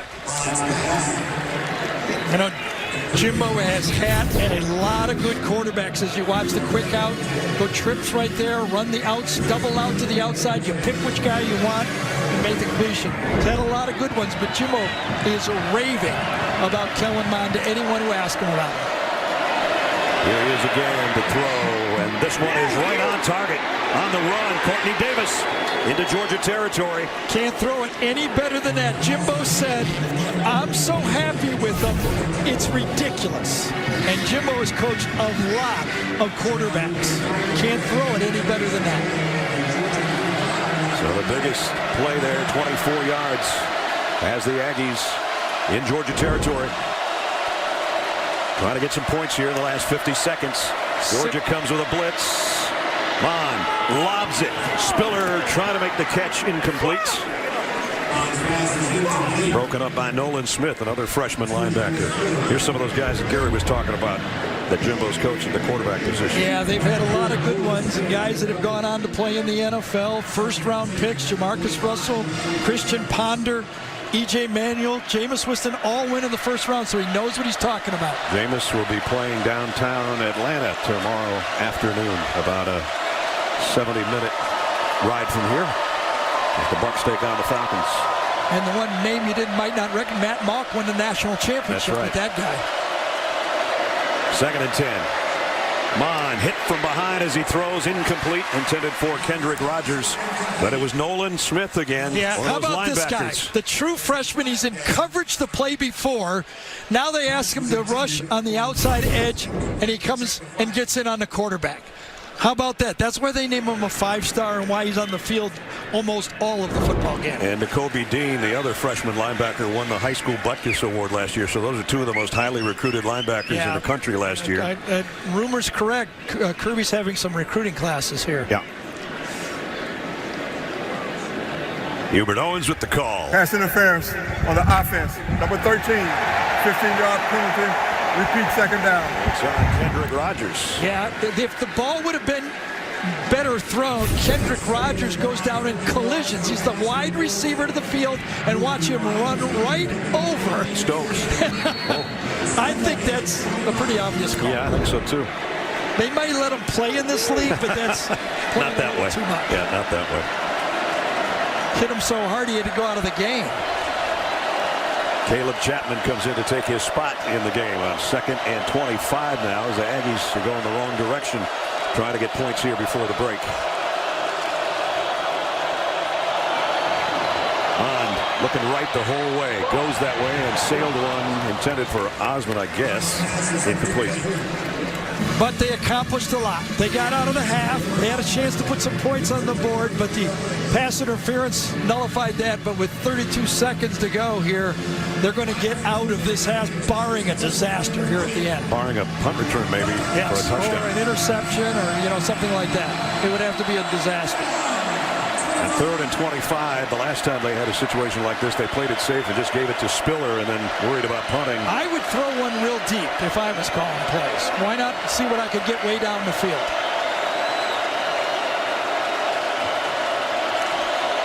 Whoa, there's the disaster maybe. Mon got back on it though. And Georgia takes a smart timeout. Kirby does. No pun intended. Yes. On the smart timeout. So both quarterbacks have had one of these, and that's a drop ball, and very fortunate he got on that one. That was a tough recovery. And now they've got a punt. And they do have a great punter, but he's had one block this year. Braden Mann has.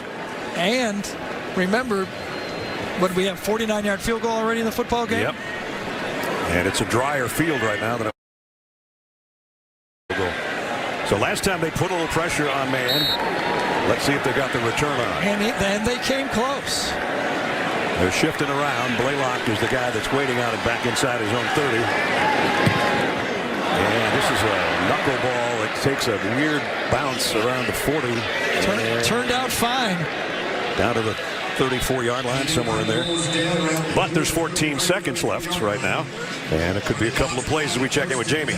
Brad, you know what's ironic about the seniors saying they wanted to keep their emotions in check today is that their head coach literally never does that. Kirby said, that's who I am. I'm never going to change unless it detracts from my players. But the players love it. They know his passion comes from a good place. But as hard as he coaches them, they have an off-season suggestion, which is to work on his dancing. Yeah, we asked Jake Reed and some of the guys yesterday, what do you think about his dancing? And before I even got the question out, Jake said awful. Or did you see terrible? One of the two.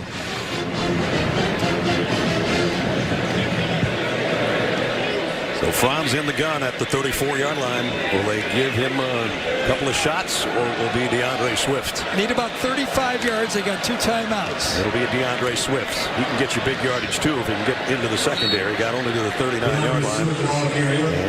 And that should... Hey, they took a timeout. Took another one. Yep. Well, if he throws a back shoulder down there someplace, it might be enough time for Blankenship. Yep. Play with a deep ball here would take, maybe 7-8 seconds. They might have a second left. Well, remember, when they got their touchdown drive, at one point when Jake was 1 out of 7, it looked pretty bleak, and then he went 3 out of 4 with this one to Simmons one way. Kearis Jackson the other way on the back shoulder, and then the capper to the freshman Pickens for the touchdown. So needs one good one like that to get his field goal kicker in range. Yep. About 29, 30 yards to get in range. Maybe a little less, 25 to 30 yards. Going to have Pickens, Demetrius Robertson, and Kearis Jackson as his wide receivers. I think it's doable. I think you could run a 25-yard play and still have a second left. Got Charlie Werner in there, too, the tight end slotted to the left side. Draw play. Swift. And now that will do it for the first half. Georgia at home, trying to go to 10-1. They're halfway there. Fisher's thought bubble, and it went right out onto the air. -9 net rushing yards, unacceptable for Texas A&M in the first half. Now that it's done raining, he said the offensive line could stick their feet in the ground and buy more time for Kellen Mond, create more lanes for their running backs. He said in order to get anything going, the ground game has to go. Let's see if it does. He's got both backs in there with him, Spiller and Richardson.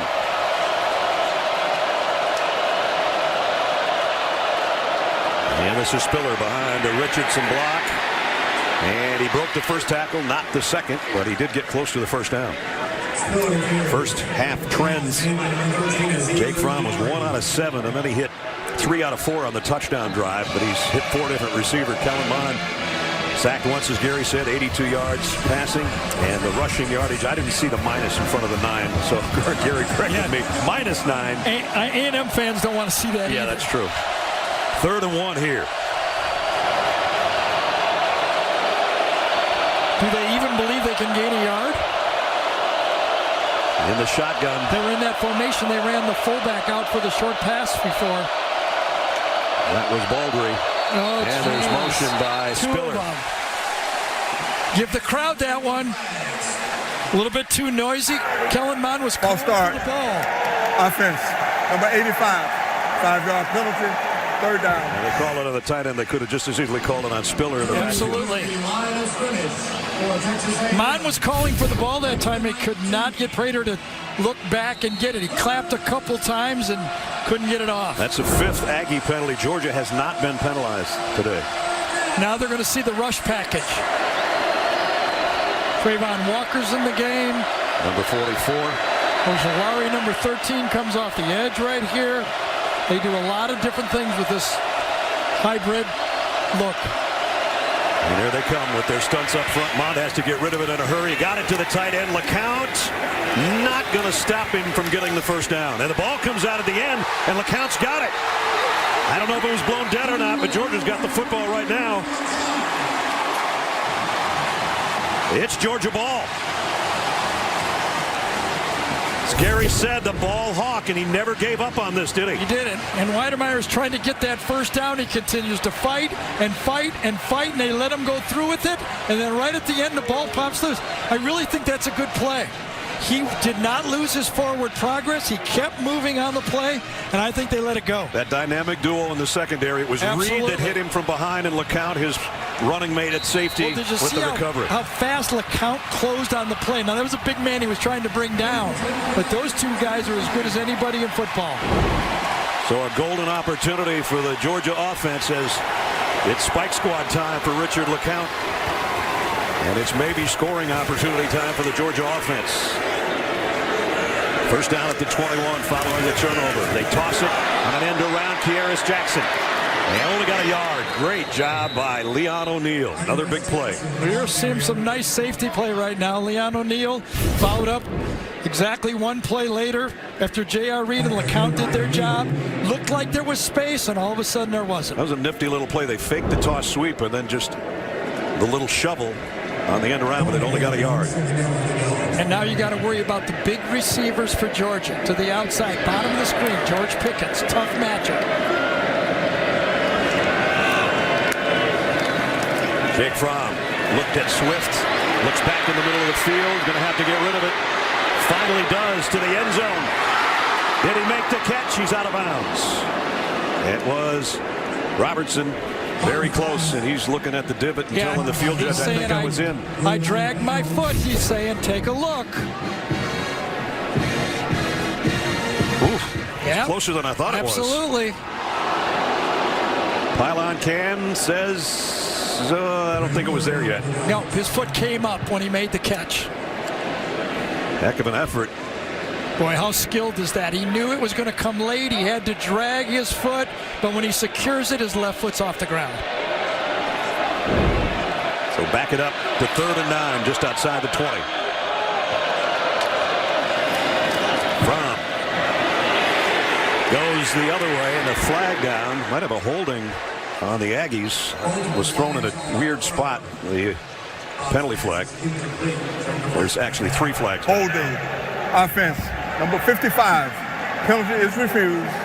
4th down. Ray Hill, the center, with the holding call. So that's the respect he has for Blankenship, the field goal kicker for Georgia. You might think you'd want to, move a guy back, a weak kicker, but in this situation, he wants to get him off the field. There you see Trey Hill holding Buddy Johnson. So now it's going to be a field goal attempt of about 37 yards for Blankenship, who's 2 for 2 on the day. The senior out of Marietta, Georgia, to try to tack 3 more. Kick on the way. It's good.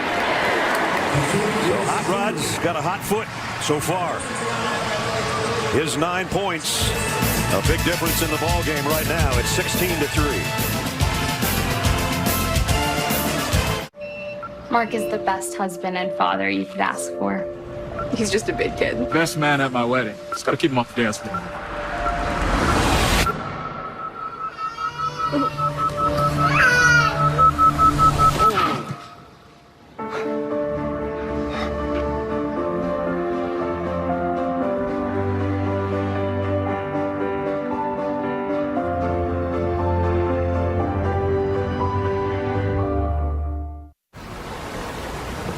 Nothing like a natty light seltzer. On a boat. At a tailgate. Natty light seltzer. Crashing the party hard. Aloha, beaches. Follow me. Taste awaits. And here we are. The Smokehouse Cheddar Barbecue and Southwest Chipotle Filet Sandwich Meals. Only at Zaxby's. See Jumanji The Next Level only in theaters. We used to love going out with Julia and Mike, but since they bought their new house... Which menu am I looking at here? Start with tapas. Oh, it's tapas. Tapas. Get out of town. It's like eating dinner with your parents. Sandra, are you in school? Yes, I'm in art school. Oh, wow. So have you thought about how you're going to make money? At least we're learning some new things. We bundled our home and auto with Progressive. Saved a bunch. Oh, we got a wobbler. Progressive can't protect you from becoming your parents, but we can protect your home and auto when you bundle with us. That's what the extra menu's for.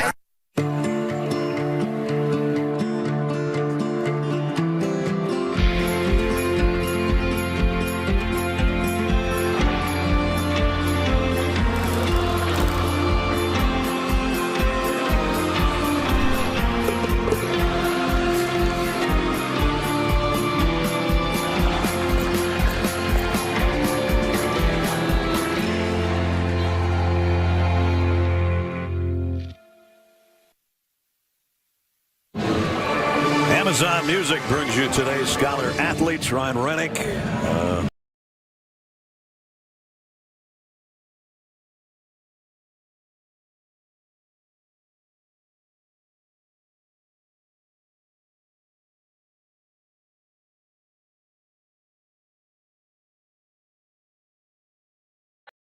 Here at halftime and say they got to run the ball.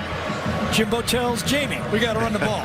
You bang your head into that wall. Do you continue to try to run the ball? It's going to get too late pretty soon. Exactly. Here's an onside kick by Georgia. And they are going to get it, I think. Overran it. I think he overran it. Unpiling bodies, Aggies have it. Georgia should have had it. It was Tyson Campbell, I believe number 3 was the guy who had it. Slipped a little bit on the turf over there, but it was a perfect kick. Perfect, and the way it died, what a great call right there by Kirby. It's a wet field, so it flops. The ball just stays right there. Watch it. It just hits the wet and overrun by Tyson Campbell. Holy cow. That was wide open for number 3, but he just couldn't find the handle on the wet ball. And the pileup as Texas A&M on the bottom with the recovery. Luckily for them. And Rodrigo's going, I can't kick it any better than that. By the way, he just set a school record for the most points in a career with that last field goal, 415 points, and that's second in SEC history to Daniel Carlson of Auburn. Mon on first down. The throw is complete. And it's Jamon Osborne again.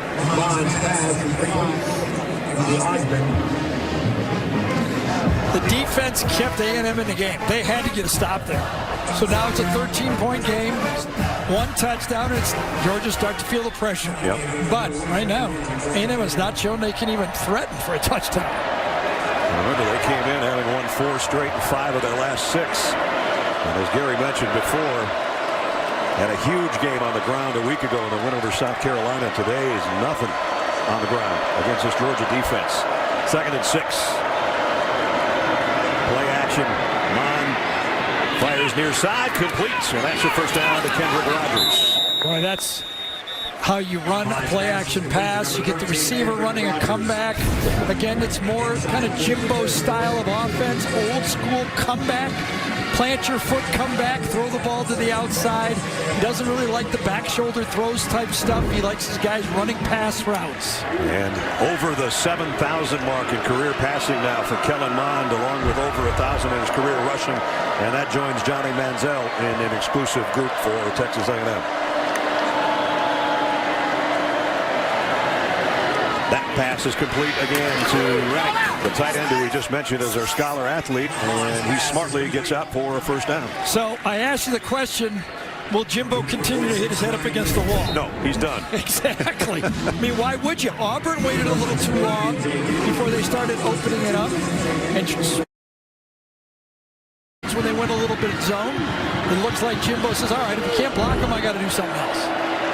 Let's see if the passing game can open up the running game. They moved it to the Georgia 35 with this first down. Looked like it was a reset of the clock or something. The officials stopped play momentarily. Now we're ready to go.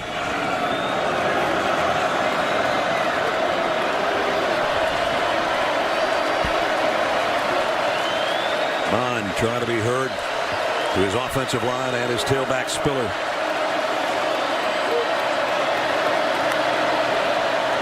Georgia blitzes. Bond got rid of it. It was high and complete, intended for Davis. Yeah, that's when he. Courtney Davis in the slot. He knew he had him before the ball was snapped and just let that one sail. Tay Crowder, number 30, gets in there. Oh, number big 99 again, Jordan Davis. He's a lot to handle in there. Yes, might have scared him a little bit, huh? 6'6", 330, a sophomore nose tackle. Part of that rotation of Georgia defenders that Gary says is about 25 strong. There's 9 inside front 3 players that play. Nobody gets tired.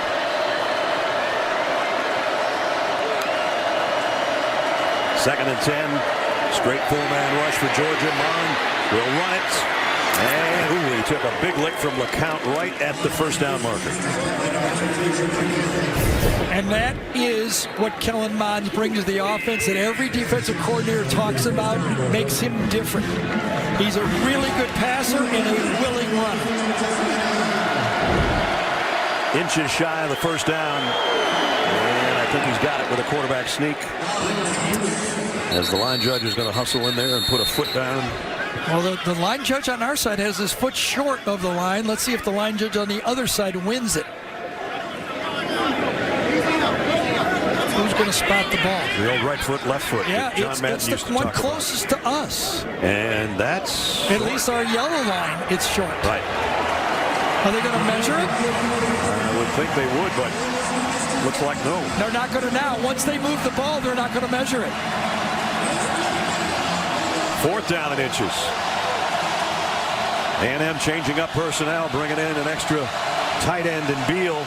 A little more beef up front. And Georgia stop a 4th and just that much.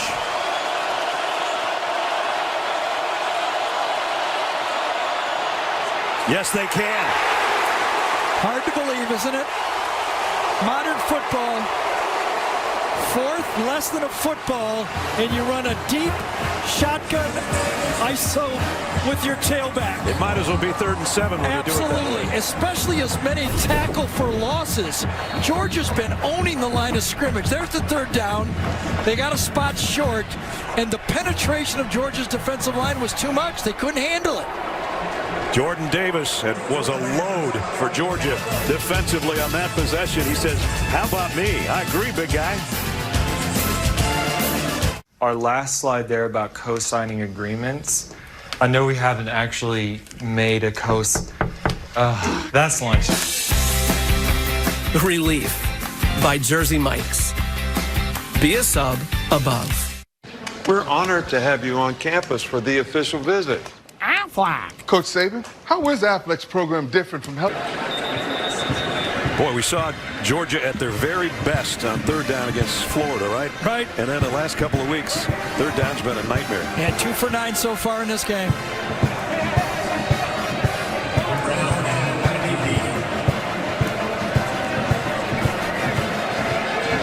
So the 3 receivers, just as Pickens, Jackson, and Demetrius Robertson over to Jake Fromm's right.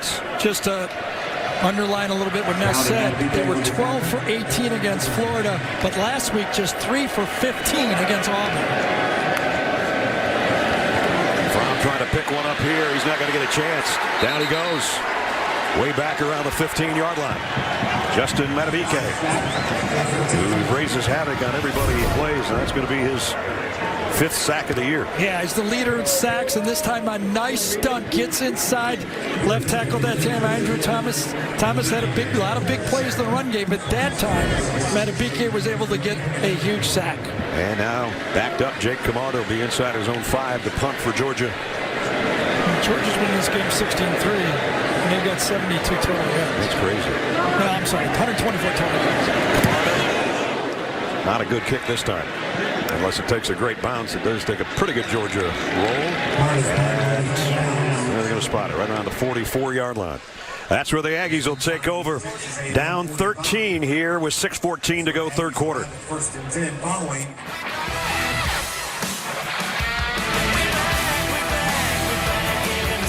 Away, and it is good. Big it. Right. Perfect to Pickens. Touchdown, Georgia.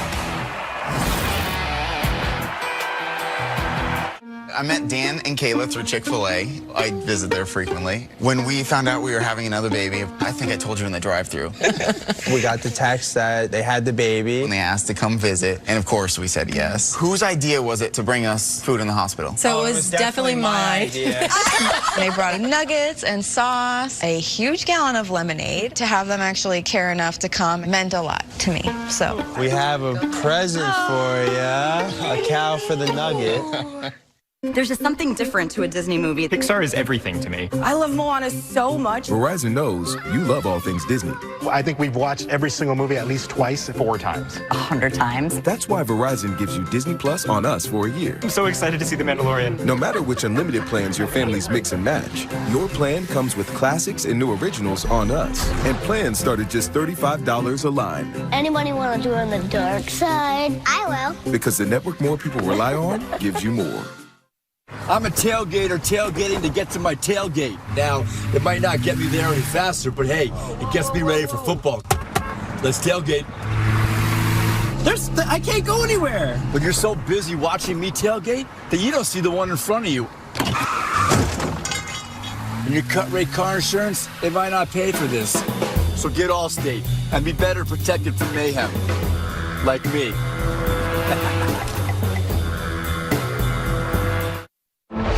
Show up and beat the odds like you always do. We need you to get back to the fight. A new SEAL team, Wednesday at 9/8 Central on CBS. Beautiful shot over Athens, Georgia there. It's a showdown between LA's newest judge and her courtroom rival. The new All Rise Monday at 9/8 Central on CBS.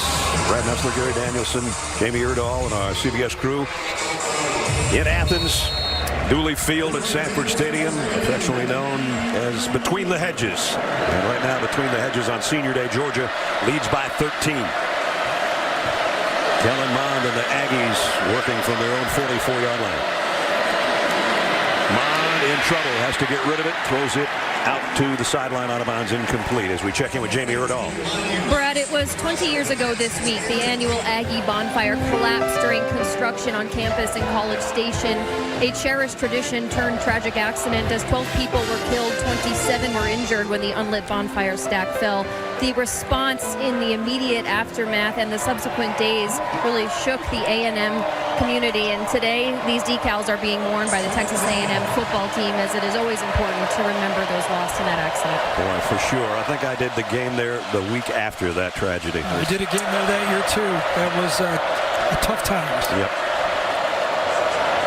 Mond, play action. Slant completes. And diving for what?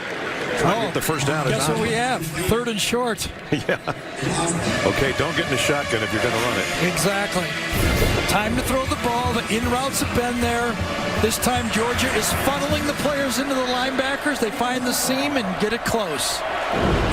A&M Ness only has 2 plays of over 10 yards in this game. And that's not enough explosion, as they say. If you're an offensive coordinator, you want explosive Georgia plays. leads the nation in the fewest explosive plays given up.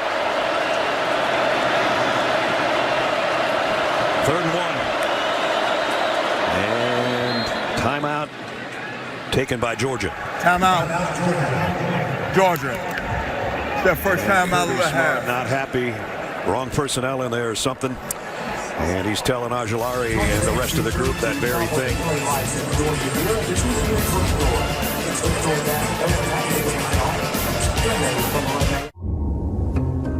Right now, there is more private information on your phone than in your home.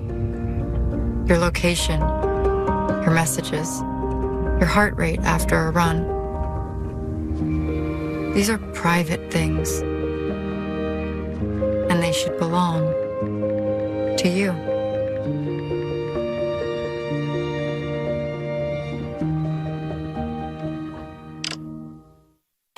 The season is here. And it's time for our best offer of the year during the Ford Black Friday event. Now, for a limited time, get 20% estimated savings on select 2019 Ford models, plus earn complimentary maintenance through Ford Pass Rewards. The Ford Black Friday event ends soon, so hurry in today. Now get 20% estimated savings on the 2019 Ford F-150, plus earn complimentary maintenance through Ford Pass Rewards. The Black Friday event ends soon. Welcome to Mount Crushmore, where toasty Parmesan peaks soar high above a sea of garlicky goodness. The new garlic Parmesan crust for just $10, only at Papa John's. So what's the deal with the app? So the safer you drive, the more money you save. Well, bad news, State Farm, because Aaron doesn't know how to play it safe. That's enough. Don't mess with my discount. Hands it off to McCaffrey. There he goes!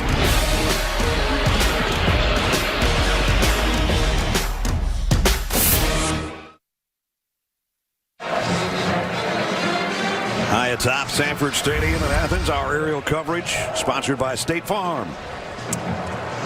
So a timeout taken by Georgia, and Kirby Smart wasn't too excited about either the lineup or he's letting Aziz Ojulari have it a little bit. And those guys are all used to that. Whether it's a no-pat Thursday half walkthrough or the middle of an SEC game, it's the same attitude from Kirby. And that's what Jamie talked about earlier, his emotional streak that he says he will try to curb a little bit, not Kirby, but curb a little bit if it's to the detriment of his team. That time I think he got the message across.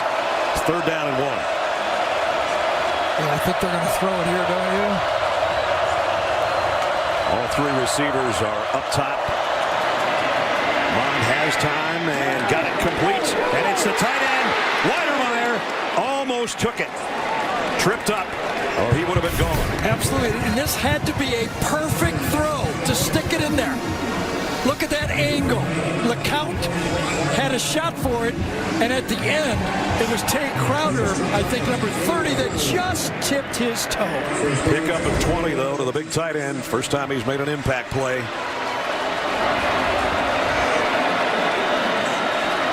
And now the Aggies at the Georgia 27.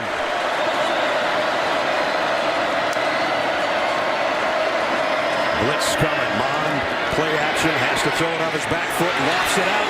Weidermeyer was there. It's going to be a flag. That'll be pass interference. On Walter Grant. He had the matchup he wanted. He had Weidermeyer on an outside linebacker, Walter Grant. Tallish edge rusher type player. He had the guy he wanted to throw to. That's why he was even willing to throw it off his back foot. Had his jersey.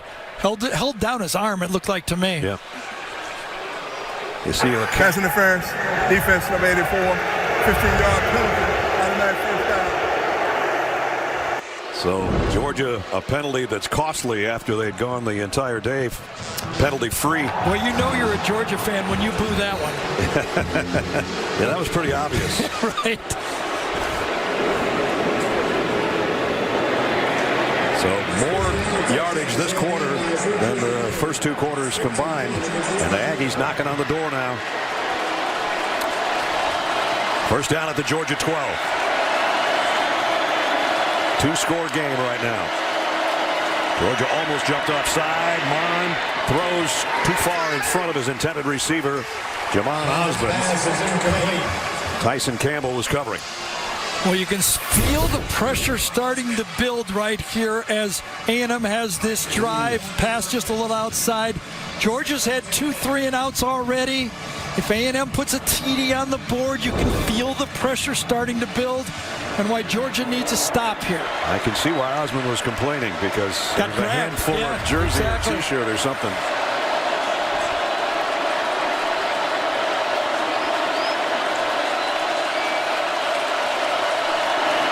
Second down and 10 from the 12. Mond going to go to the corner of the end zone. Out of bounds. It was Courtney Davis. DJ Daniel makes a quarterback throw. Only one spot on the field. It had to be right there and should have been caught. The third down play you saw right there, the handful of jersey, and as I said, the undershirt. It was the undershirt, wasn't it? Wow. And it's 3rd and 10. The NFL might even reverse that one. Maybe not. Maybe not.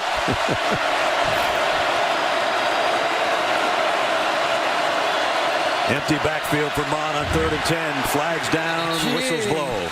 Give that one to the crowd. We've been here before. This time it's freshman right guard. Ball start. Offense. Number 55. 5-yard penalty. 3rd down. True freshman right guard Kenyon Green, number 55, right there. And Jimbo knows that makes it that much harder back at the 17 now. And it's 3rd and 15. He had a potential pass interference. He had a touchdown pass, and now he has a penalty. And it's only going to get louder down there on that end of the field. That's the student body section over there on that hash mark. Mond running out of time, throws to the end zone, incomplete. 2 receivers there in Rodgers and Davis, and neither could get a hand on it. Yeah, and I think that's the key to what you said. When you say 2 receivers there right in the same spot, it's going to end up right back here. 2 of the receivers, that's 2 guys getting pushed into the same area. Look at that. No routes are designed like that. And that'll bring out the game today, a resounding win for Alabama. Start undergoing rehab. Tua looked rough today. First of all, on his nose or his hip? Where's he going to start? Got a broken nose. The hip hurts, but he's probably watching. And Tua, we wish you well in your rehab. Jake Fromm comes out. Throwing. Pickens comes up catching. The guy loves to throw the ball outside of the numbers, doesn't he? I mean, he just can deliver the ball. This time in between the zone. Right before the safety, Richardson can get there. A perfect laser throw. Can't lay it up too high. And look at Kirby say, just like I taught you.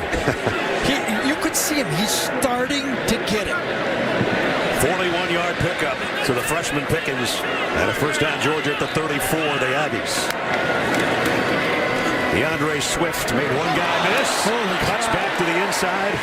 When he plants his foot. Think about that. Everything was going to the right, and in a split second, he plants, boom, and again. He plants and then jumps. One and a double foot cut. That's spectacular. His high school coach calls that the dead leg. Holy cow. It looked pretty lively to me. It was a dead leg and then a 2-foot cut. Pick up 7. 2nd down and 3. Number 3 in the backfield now is Zamir White for Georgia. It's a little pitch, though, to Demetrius Robertson trying to get to the corner. Got there. And a first down. Georgia's got some things working here on offense late in the 3rd quarter. So Zamir White got some playing time, and he was able to get in and help with the block this time. Number 3 comes to the outside. Demetrius Robertson follows it, but his running back clears out the last defensive back to make that thing turn the corner.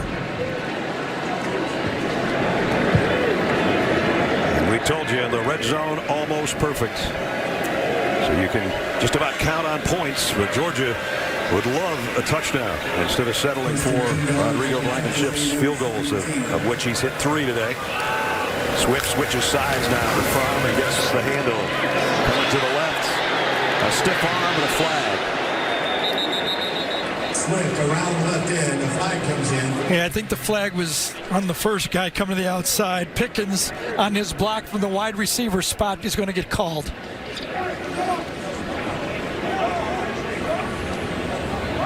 So that will take him out of the red zone if that's the call. Well, they're talking it over. Personal foul, blindside block, number 1 on the offense. 15-yard penalty, first down. Well, you call it, Gary. So just when he makes a big play as a receiver, makes a bad play as a blocker. And it's coming up right on in front Oliver. He's right there. He's on Oliver. Right. Gets him a little bit from behind as well. Could have been clipping. So I think that would have been called a blindside block, even if he would have got his head in front of him, because Oliver never saw the block coming. Nope. So the block in the back backs Georgia up outside the 30 to 32-yard line. Jake Fromm has a word with his freshman receiver, Dominic Blaylock, in the slot. Blaylock on the move. Fromm to throw. Screen pass to Swift. Buddy Johnson, great job. Yes. This is how you play middle linebacker. You said he'd make a lot of tackles, and he has. He stuffed out that screen right away, sidestepped a potential blocker. Watch him right in the middle. He's got his eyes right on number 7. He reached screen now, and he gets there. Beat the block from the receiver and made the play. Came in as the leading tackler, and he'll go out of this game as still the leading tackler on the team. Swift goes out. Harrion comes back in. Harrion, an excellent receiver. Boy, these plus 20 offenses for these two teams, they go backwards. They get down there and they just put it in reverse. Yep. So they get in the red zone. It becomes a free zone. Here's Harrion on the toss. He blasts his way down around the 27-yard line. And brings up 3rd down. And a bundle. It's getting closer here to the 4th quarter. Remember last time in this situation, A&M almost conceded the 3. Oh, no, here we go. Another one of these injuries to slow the game down. Same guy. Yes. Leon O'Neal's having a tough day. So they come out to have a look at him again with the clock stopped. 1:02 remaining in the 3rd quarter. Bacon mac and cheese bites. Big today. 3 for 3.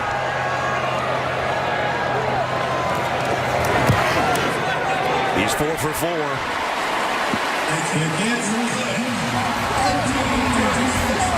That adds to the Georgia lead. One play into the 4th quarter. 19-6 Bulldogs. So what's the deal with the app? So the safer you drive, the more money you save. Well, bad news, State Farm, because Aaron doesn't know how to play it safe. Light it up!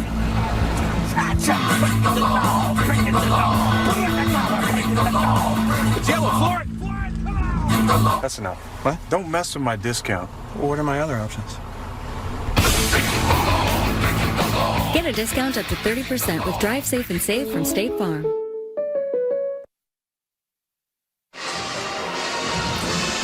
Well, that group just that much happier after their favorite player, Rodrigo Blankenship, just tacked on 3 more.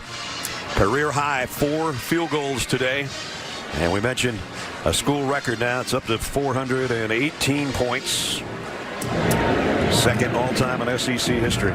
Former walk-on who got a scholarship before the Notre Dame game 2 years ago. Paid off pretty well, didn't it? He knew it, but the team didn't. And then Kirby Smart said, Tell the team, and he said, I'm on scholarship. Everybody went crazy, and everybody in this stadium goes crazy every time this guy takes the field. It's amazing.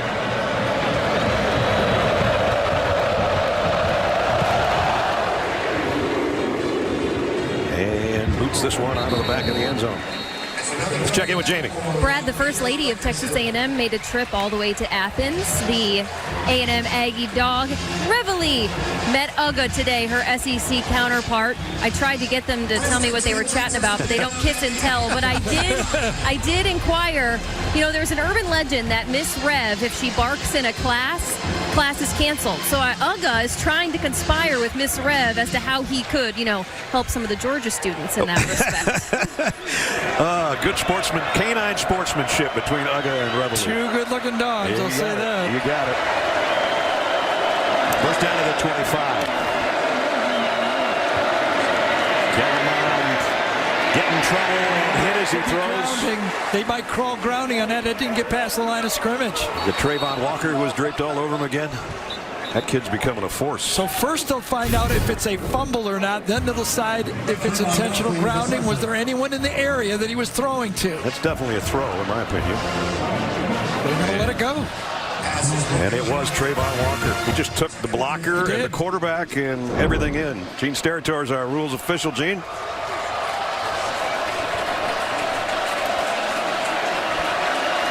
Yeah, maybe you're having a little trouble getting a hold of Gene. Back to the 2nd down at 10 at the 25. Bond rolls and wants to come back to a screen the other way, and Georgia blew that up. Malik Herring grabbed the screen man on that play. Number 10 blew up that play.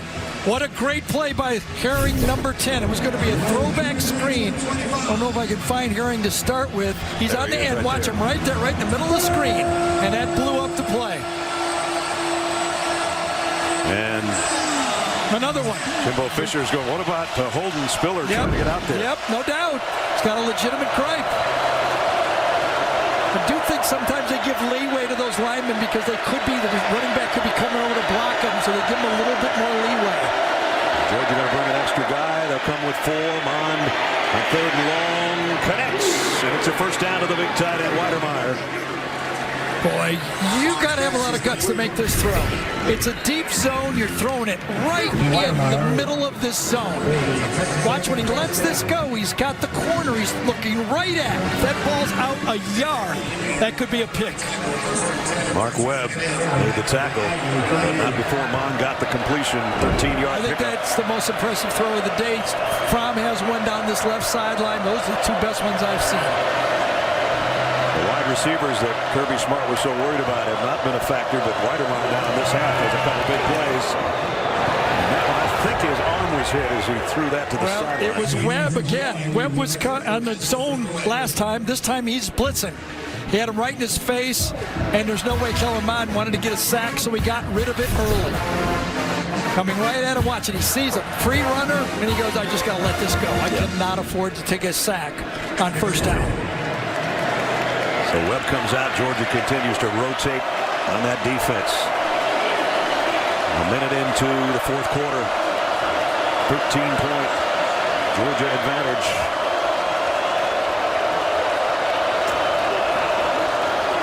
Bond stands in, running out of time. Completes it to Spiller, and he got blown up. Nope, it's incomplete. Tay Crowder put the hit on Spiller, and that's why the ball came out. Some great discipline with the zone defense. Remember last week, Auburn, I was saying that Georgia's zone was on discipline. Here's Crowder. Watch him stay in his area.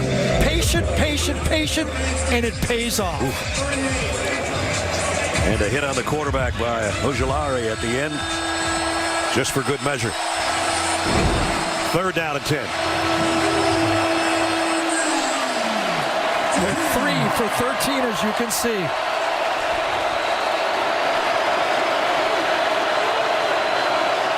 Crowd trying to be a factor on Mond again. Flags fly, whistles blow it dead. Going to be another one. Another illegal procedure penalty against A&M. False start. Offense. Number 65. 5-yard penalty. 3rd down. They're approaching Notre Dame's record. For false starts? Yep. That's 4. There's the flinch. Left tackle. Jimbo's going, we're making this really hard on ourselves. Yes, they are. Well, Georgia's helping them. That's an elite front they're facing. Nothing easy here.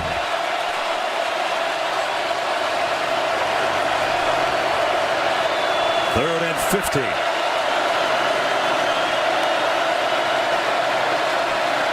Four-man rush. Mond throws quickly and got his man. I'll tell you. Good throw to Courtney Davis.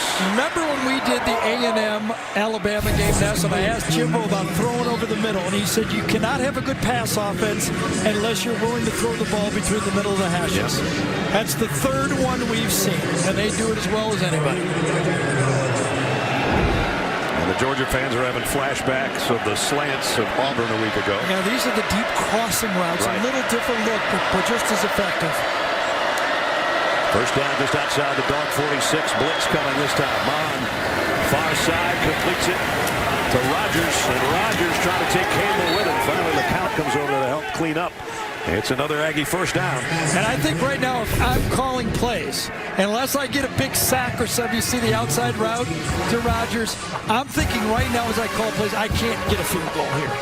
I got to get 7 points. I need to think 4 down calls right from now, unless I lose yards here. Kendrick Rogers, after that catch, you saw him get up and tap his helmet. He was saying, I thought LeCount targeted me to end that play. There's a first down at the 31. Empty backfield. Mond's got the Aggies moving. And what a catch! catch by Davis. Cow. Cut the back end of the ball, looked like. Yeah, and I think it was Devon Wilson, number 1, was on the coverage on the play from the left slot. Watch his catch. Wrapped up just as the ball got there. Great defense, great throw, and a better catch. Man. Ball was almost past him, wasn't it? I said he caught the back end of it. Yes, he did. Love to watch that stuff. And a great shot of it. Second down and 2. 12-minute mark. Aggies trying to rally here.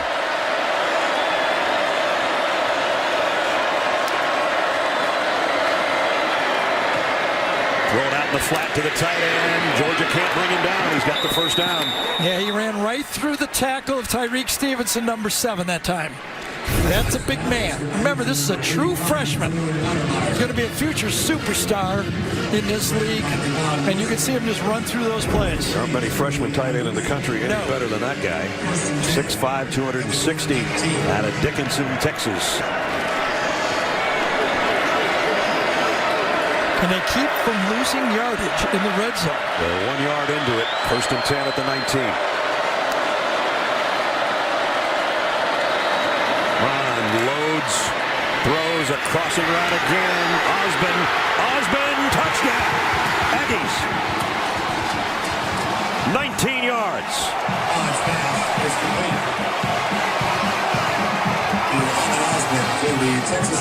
Richard LeCount, the safety, had Osborne on the play. He tries to chase him down. LeCount's let it run a little bit. Let me try to find him for him. Coming on. There he is, right there. Watch him run on the play, but he's late. And by the time Osborne catches the ball, can't get there. Extra point is up and good. This is getting interesting with 11:16 remaining in the ball game. Georgia trying to keep their college football playoff hopes alive, trying to go to 10-1. Texas A&M trying to win their 8th. And they're starting to put it together. 75 yards in 10 plays. The last 19 to Osborne for the touchdown.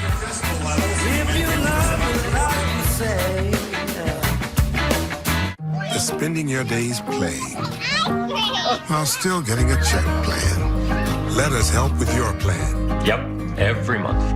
Great. Sounds like a plan. Start a plan that flexes with yours. New York Life. What treasure lies before us? Order whenever you're ready, sir. Oh, right. The Smokehouse Cheddar Barbecue and Southwest Chipotle Filet Sandwich Meals. Only at Zaxby's. See Jumanji The Next Level only in theaters. Some farms grow food. This one grows fuel. ExxonMobil is growing algae for biofuels that could one day power planes, propel ships, and fuel trucks, and cut their greenhouse gas emissions in half. Algae.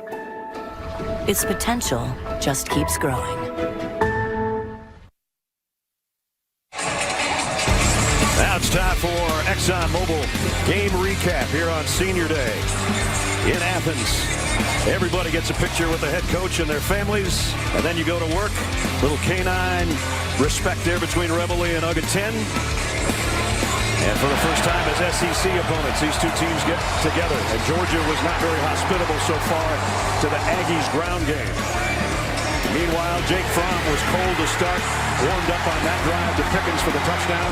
Georgia's only touchdown because Rodrigo Blankenship has tied a career high with 4 field goals again today.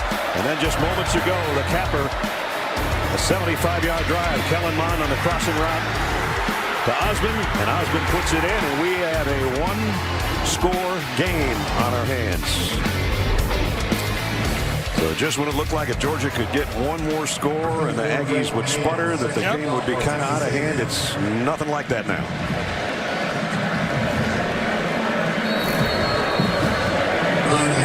Braden Mann to kick.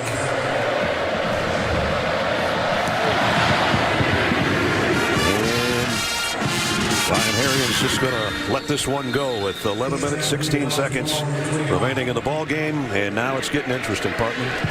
Remember at halftime I said that the story of the game was the running game for A&M, no yards. The story of the game now to me is Georgia's kicking field goals instead of scoring touchdowns. Exactly. And, when you think about it, not just this game, but going forward, LSU, Clemson, those teams. They're going to have to score more than field goals. You got it. Yeah. That's been the frustration for Georgia fans as well. Whether they win or not, it's like, what's wrong with the offense? How come we can't score touchdowns? Part of it was the receiving corps that lost their top 5 guys to make number 11, Jake Fromm, comfortable. Well, the young guys aren't young guys anymore, and they're going to have to start making plays. They'll look to see if they can make one here. DeAndre Swift out on the flat.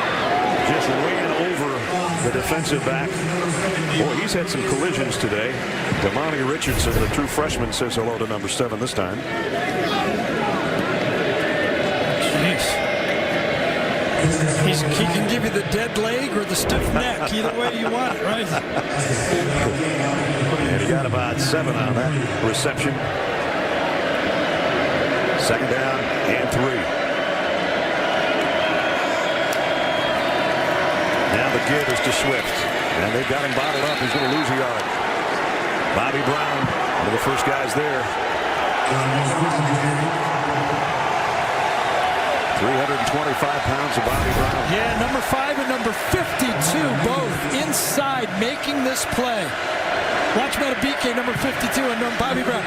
And Georgia fans are sick of looking at number 5 make plays against them. Last week it was Derek Brown, and that time it was Bobby Brown. Just about the same size, too. Derek's a little bigger. Here's a throw, and DeAndre Swift makes a tough catch. Down the sideline. Well, what you love about Jake Fromm is how smart he is. He read the blitz off the edge. When he gets the blitz off the edge, he gets rid of the ball, and it's a hot receiver, and he gets it right to him.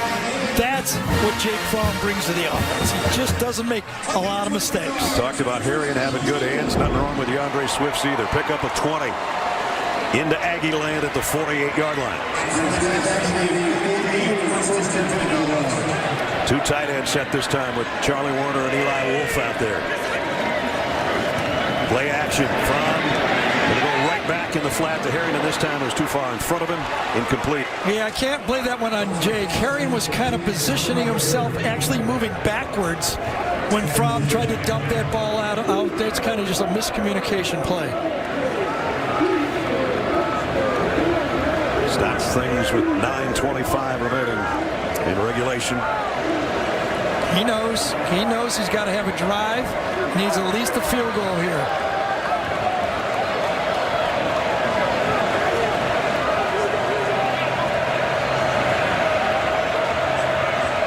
Fromm will move Harrion over to his right. And then give it off to him to the left. And Harrion is stood up right at the line of scrimmage by Buddy Johnson. Whew. Yep. He's zeroed in on that one-back running game. He can feel it. The late shift, he feels it's going to go the other direction. Right there. Right to him. Beats it inside. Gets by Solomon Kinley, number 66, and makes the play. Just a little too quick, Buddy Johnson is for Kinley. So it's 3rd and long. Fromm will be in an empty backfield. And they've been bringing at least 5 in these situations. Will they do it again? And now Swift joins him back there. Jake, look out from behind. Down he goes. That's what they did. Aaron Hansford with a sack. Overloaded blitz. They moved up from the line of scrimmage to draw that offensive line in. You move the linebackers inside, and that gets the linemen to go down, and you come around the outside. Well designed. You see it. Andrew Thomas moved in and allowed the blitz from the outside. They brought 5 again. And Jake Camarda, you look behind the Georgia punter. He needs a good one here. End over end, trying to drop it down inside the 10. It's actually going to be fair caught right at the 10 by Anais Smith. So a 1-score difference in Athens. And the Aggies have the ball back when we come back.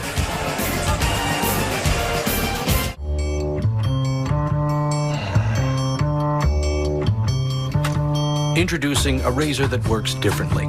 The Gillette Skin Guard has a guard between the blades that helps protect skin. the Gillette Skin Guard. The president's not safe. I need your help, Dad.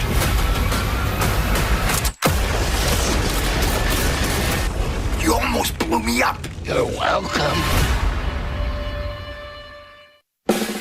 We made USAA Bank for members like Cassie. She's made of nerves of steel. So when she has to perform one of the most dangerous jobs on the ship, she says, no problem. She's practical and always gets the most bang for her buck. So when another bank tried to charge her monthly service fees, Cassie said, no way. We made USAA Bank to help Cassie keep more of her money with no monthly service fees or minimum balance requirements. USAA. What you're made of, we're made for.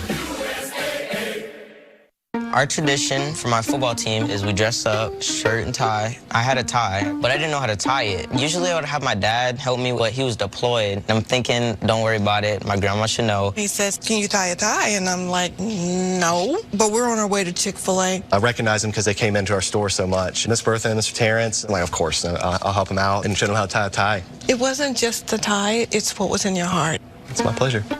Doing good, man. You got it.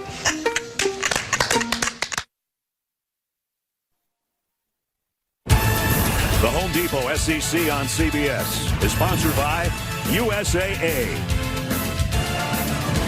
ExxonMobil, Chick-fil-A, and by Wheels Up. 7:59 remaining in the ball game as we check in with Jamie. We saw quarterback Kellen Mond receiving treatment to that right hand during that last series. He's got a nasty gash on that throwing hand, but nothing that would deter him from leading this A&M offense. On the other side of the ball, Eric Stokes has not played in this second half for this Georgia defense. He will not return to the game for an undisclosed reason from the team. All right, Jamie, thanks. Just under 8 to go. Aggies with the ball back. Last drive, all passes. 10 for 75 yards and the touchdown.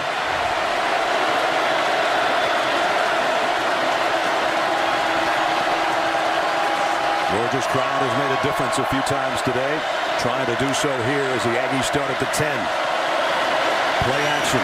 Mond throws out wide side, completes. Gain out near the 15 to Jamon Osmond. Here's Gary's playoff picture. Yeah, obviously Georgia will play in the SEC championship, but they know they need to win out to get into the playoffs. But they need to get to 12-1. 2-loss SEC champ. I don't think they're going to make it. And that would be Georgia beating LSU, and LSU still being in the picture. Yes. With a 12-1 mark, and that's if everything holds. But you got to hold on right here. And Scott Sinclair, the strength coach, trying to hold on to Kirby Smart. He's his belt man behind him, trying to keep him on the sideline. 2nd and 5. Georgia comes with a delayed blitz. Mond lofts one, got a man. Kendrick Rogers. And finally pushed out of bounds at the 40-yard line. So here's what he does. He looks to the outside. He looks right there at Daniel. If he sits, ball's going over his head. If he does not turn his hips and run with the receiver, ball's going over his head. Easy read. Actually marked that after a 23-yard gain at the 38-yard line, not the 40. What a difference a half has made for the Aggies. Yeah, they've just decided to throw it. Heck with this running the ball. It'll be a change-up to run the ball. Georgia brings an extra rusher. Doesn't matter. Osmond's got another one. Diving to the 41, maybe the 42-yard line.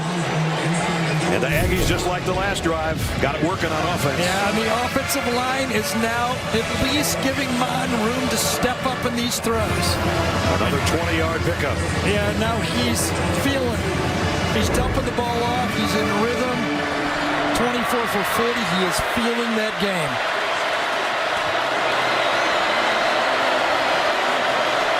The 11th first downs this half for the Aggies. Mond running out of time, and down he goes. Tyler Clark, one of the seniors, with a sack.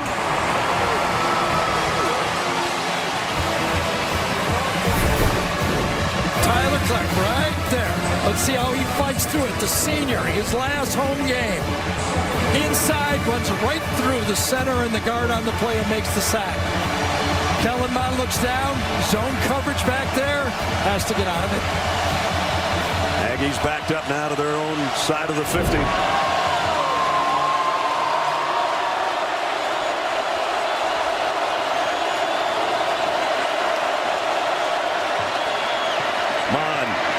screen pass out to Spiller. Spiller splits a couple of defenders. Good game. Got a big chunk of that sack back. And we approach 5 minutes. Aggies on the move. And a huge third down upcoming.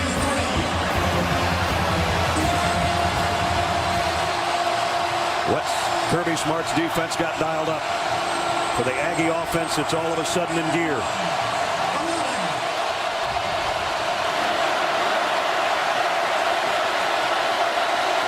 Out of an empty set. Kellen Mond is at a hot hand in this half. With a 3rd and 11. Mond steps up in the pocket, throws over the middle, in and out of the hands of Weidermeyer. Tyreek Stevenson does a good job. Weidermeyer tries to deke outside. Does he hold him, though? That's the question. Watch Weidermeyer try to get outside and then get inside. Does he grab him before the play? Weidermeyer thought so. Oh yeah, yanked him back. Jimbo's going to look at this game tape off our thing and go, we got about 3 calls we could have had. No doubt. Pass interference. Braden Mann will have to punt instead.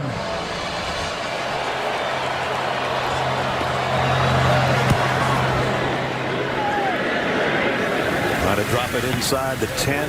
Went out right about the 10. Maybe the 9. Yeah, right at the 10-yard line. So both punters drop the ball at the 10-yard line. We switch back to the Georgia offense with 4:26 left.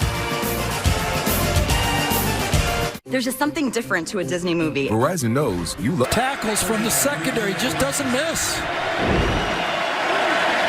Biggest third down of the day for Georgia's offense. Jake Fromm goes over and pushes James Cook into the right spot. Gives it off to Brian Harrion, who got the first down. Yes, he did. What effort that was. That's a senior first down. That's a guy that's waited behind some great running backs to get his opportunity. And this time, he takes it behind the big guys up front and gets it in for the first down. Nice block by Charlie Warner, by the way, in Marania. And one more thing, Ness. We said to J.R. Reed yesterday when we were talking to the seniors, did you know that Harrion was as good? He said, yeah, but he had to play behind Chubb and Sony and then Holyfield and Swift. He just needs a chance. And Harrion said, you know, I press. I get in there for a couple plays and I try to make big plays. He goes out. Swift comes back in. We're under 3 minutes. Georgia with a first down. A&M's got 3 timeouts left. DeAndre Swift's going to lose about 4. To Marvin Leal. Marvin Leal that time, because it's a blitz off the edge, was able to come inside and beat his tackle, and Jimbo has decided now is time to start taking those timeouts. And Swift and Jake Fromm have a couple of words. I mean, you know, there's other candidates. Hey! Play the fight song! I'm part of it! Oh, part of it. You think the band knows that I'm the captain? At Domino's, a delivery gone wrong doesn't just hurt your pizza night. It hurts our pride. We're going to be expediting this order. It could be a missing dipping sauce. It could be a wrong topping. It arrives cold. With Domino's new delivery insurance, if your delivery isn't what you expected, make a claim, and we'll make it right. I noticed you had an issue with your last delivery. To make up for it, I brought you a medium pizza. Oh my gosh, thank you. You're welcome. Get 2 medium, 2-topping pizzas delivered for $5.99 each. And put our delivery insurance to the test. Pick up the gifts you ordered online and maybe a little something for yourself. That'll give you more time to work with those Ryobi tools and more ways to work your magic. Pick up a Ryobi combo kit today for just $229. The Home Depot. More saving, more doing. I'm your cat. And ever since you brought me home that day, well, I've been plotting to destroy you. Sizing you up, calculating your every move. You think this is love? This is a billion years of tiger DNA just ready to pounce. And if you got the wrong home insurance coverage, you could be coughing up the cash for this. So get Allstate and be better protected from mayhem, like meow.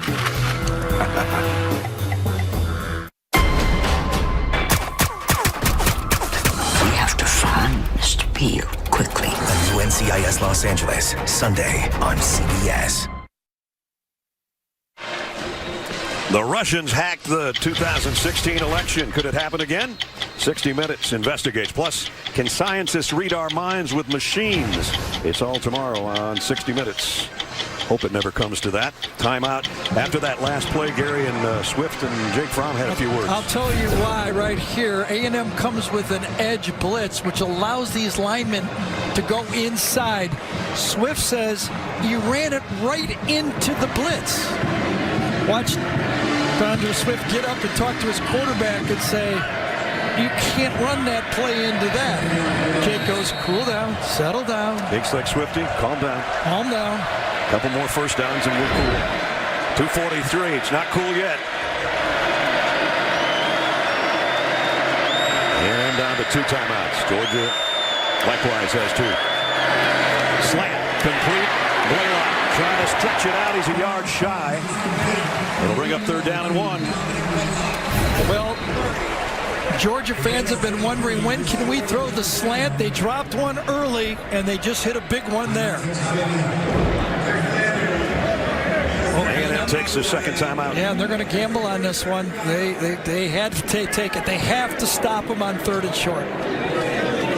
Down to 2:35. And only one more time can the Aggies stop the clock. Georgia's a yard away from a crucial first down. You got your junior quarterback, who's 32-6 as a starter. He has struggled in this game, admittedly, I think. But the college football playoff picture looks like this. LSU tonight against Arkansas, expected to go to 11-0, and then they've got these same Aggies next week. Ohio State a winner over the Nittany Lions today. Clemson's got the weekend off before they tangle with South Carolina. Georgia looking to go to 10-1, and you see the rest. They got a big recruited offensive line. They've recruited him, and the style of their offense is for this play right here. Can they pick it up? Not only that, they put in the extra tight end to boot. 3rd and 1. The toss to DeAndre Swift, and he breaks a big one. And a big first down, and I don't think he's going to be in Jake Fromm's face after that run. Help, settle down, settle down. A&M sells out for the inside run. Look at the call. Charlie Warner, 89, is able to get the end man on the line of scrimmage, and you're off for a first down. As you said, because of spread formation and shotgun football, the toss sweep has been Georgia's bread and butter since Herschel. Absolutely. It's a little different now, but it's still there. First down for the junior out of Philadelphia. Maybe his biggest run of the day. Gets him to 91 on 17 carries. Keep running the ball. 40 seconds each time, only one timeout, obviously, for A&M. DeAndre Swift, a little juke move, and that cuts back to the middle of the field. DeAndre Swift slides down brilliantly to use some clock.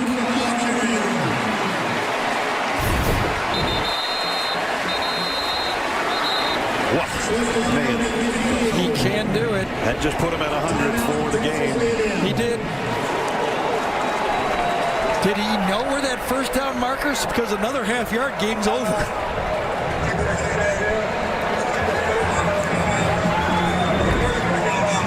At any rate, it's 2nd down and about a yard. Yeah, I mean, one more yard and it would have been more brilliant. Because he did what he was thinking about. Don't make a mistake. Get a first down, game over. But I think he misjudged it by a little bit. Yeah, by that much. Well, and Kirby's telling him that, one more, yep, and it would have been first down. Yep.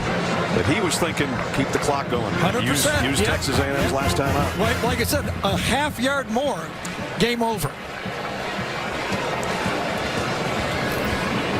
There's the numbers. 5th time this year with 100 plus.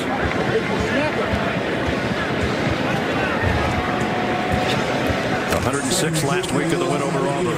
Another 100-yard game today. Will it be enough against A&M? We got 142 remaining. Again, Jake Fromm under center right at the midfield stripe. Swift blasts his way in there. First down, Georgia. Kind of a funny call. You slid short, you get it again and make the first down, right? And now the crowd's starting to react. That's take a knee time. That's Sam Pittman, the offensive line coach, and Kirby says, "You big old uglies up there just did it for us." Take a deep breath. Now it's Georgia Tech before they play LSU, unless a disaster for LSU. Started out this drive with the swing pass. Remember, they started out throwing it, and then they were able to run it to ice the game. And to do it, 4 minutes to go, and to ice the game, that's what you take a lot of pride in. 3 first downs to win the game. That's your favorite play if you're a quarterback. Jake Fromm will go to 33-6 as a starter. The Aggies with a furious second half comeback, but it's not going to be enough. I just get the feeling from the crowd here that they're like, yeah, we won, but that's going to be all I'm going to hear all week. I mean, don't you think they're like, but is it good enough to beat LSU? That's how you measure. When you're in that position, when the SEC East Championship isn't enough anymore, and you get measured, then you know your program is alive. That's right. Georgia goes to 10-1. Very respectable game from Texas A&M. Couldn't run the ball. They figured out another way to do it. Their defense was solid. Good, tough football game. And remember, the 4 losses for Jimbo Fisher this year now have been to number 1 Clemson at the time, number 8 Auburn at the time, number 1 Alabama at the time, and now number 4 Georgia at the time. And the final second ticks off the clock. Georgia with a win, 19-13. Let's go down. Some happy seniors and Kirby Smart with Jamie Erdahl. Coach, I know this group, this Texas A&M team was going to challenge you today, but what did the whole day feel like with such a special group of seniors and the statement they were able to make? Well, with this group, it's the way they should go out. Look at this crowd, man. Look at these lights. It's an unbelievable atmosphere, and it's creative because of guys like this that care about this university, that give back every day. He goes on the field and gives it all he's got. He's a hell of a leader. Congratulations, Coach. I'll speak with JR now. How did this day feel for you? A win over Texas A&M? It feels amazing, get a win no matter who it is. Senior day, I'm really proud, and just to be out here one last time. And I'm going to speak with your teammate here, Hot Rod, for a second. Okay. You get the biggest ovation when you hit this field. What was the final one at Sanford Stadium feel like? It was more than I ever could have dreamed of. It was amazing. Thank you. Thanks, man. Say. Well, J.R. Reed said that his mom, Bonita, would start crying on Friday for senior day. I bet she's got some tears of joy for her little boy now as they win it 19-13. Let's take a look at the GMC game changer. You talk about a defensive struggle. You talk about guys like J.R. Reed and his counterpart in the secondary, Richard LeCount, who had more and more big plays. Led Georgia in tackles last year. He's one of the top tacklers this year. And that tandem creates some havoc for opposing quarterbacks, and it did again today. The stingiest defense in the SEC and the number 2 stingiest defense in all of college football held on today. Came in only giving up 10.5 points a game, and today they give up 13 with a furious rally by Texas A&M. But it comes up short, and so a happy group of seniors and the junior, DeAndre Swift, who had another 100-yard day. And now it's time for the play of the game, presented by Jersey Mike Subs. And the reason for that big smile on number 7's face was this third down toss. And here's how it sounded from Scott Howard. All right, 30 yards from our 30. Snap to Fromm, pitch it to Swift. Get him outside. He's got the first down anymore. 35-40. Trip him up at the 42. A quick burst on the toss sweep to DeAndre Swift.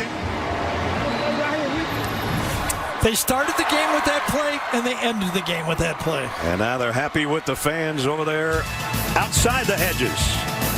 Big win for Georgia. They're 10-1, 7-1 in SEC play. Their sights set on Georgia Tech and then the championship in Atlanta. That's going to wrap it up for us. For Gary Danielson and Jamie Erdahl, Brad Nessel saying so long. Final score, 4th-ranked Georgia 19, Texas A&M 13. College football postgame show presented by Rocket Mortgage is up next after these messages. We bid you adieu from between the hedges. So long from Athens.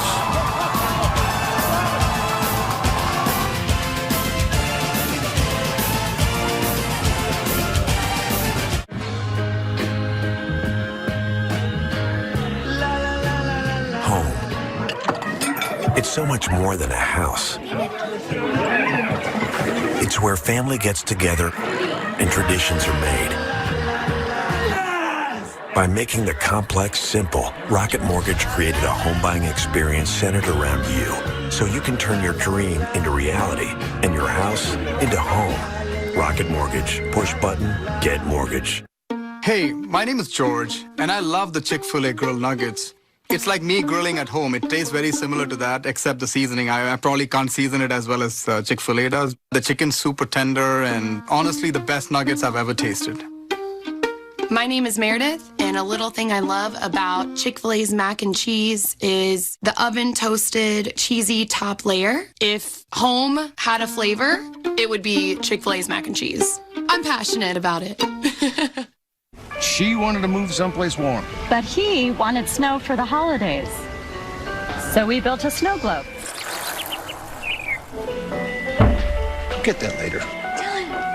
But the one thing we could both agree on was getting Geico to help with our homeowner's insurance. What? Switching and saving was really easy. I love you! Sweetie, hands off the glass. Call Geico and see how easy saving on homeowners and condo insurance can be. I love her! So, what are we watching?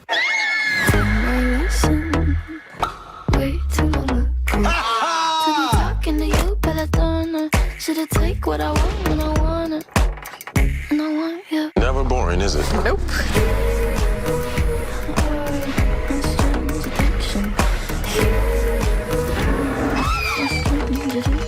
Your Thursday was wide open, but not anymore. Thursday, it's your night in on CBS. A new Bob Hart's Abishola, Monday at 8:30, 7:30 Central on CBS. If you like to put work in here or here, now you get Jeep employee pricing as if you work here. So you pay what we pay on select models like Jeep Grand Cherokee, the most awarded SUV ever, or other deals on Jeep Gladiator, the most off-road capable midsize pickup ever, and Jeep Wrangler, the most technologically advanced Wrangler ever. It's employee pricing plus at the Jeep Black Friday sales event.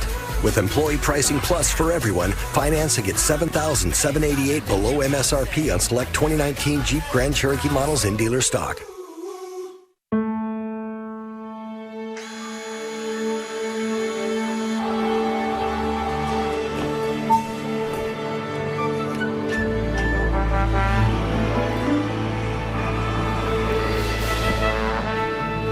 Welcome to Inspira Medical Center, Mullica Hill.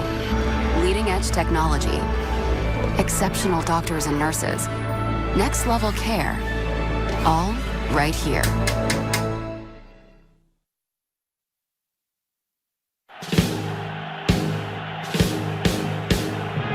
The 22 on the field, they don't just represent these guys here, but our military all over the world. Touchdown, Navy. What a drive. And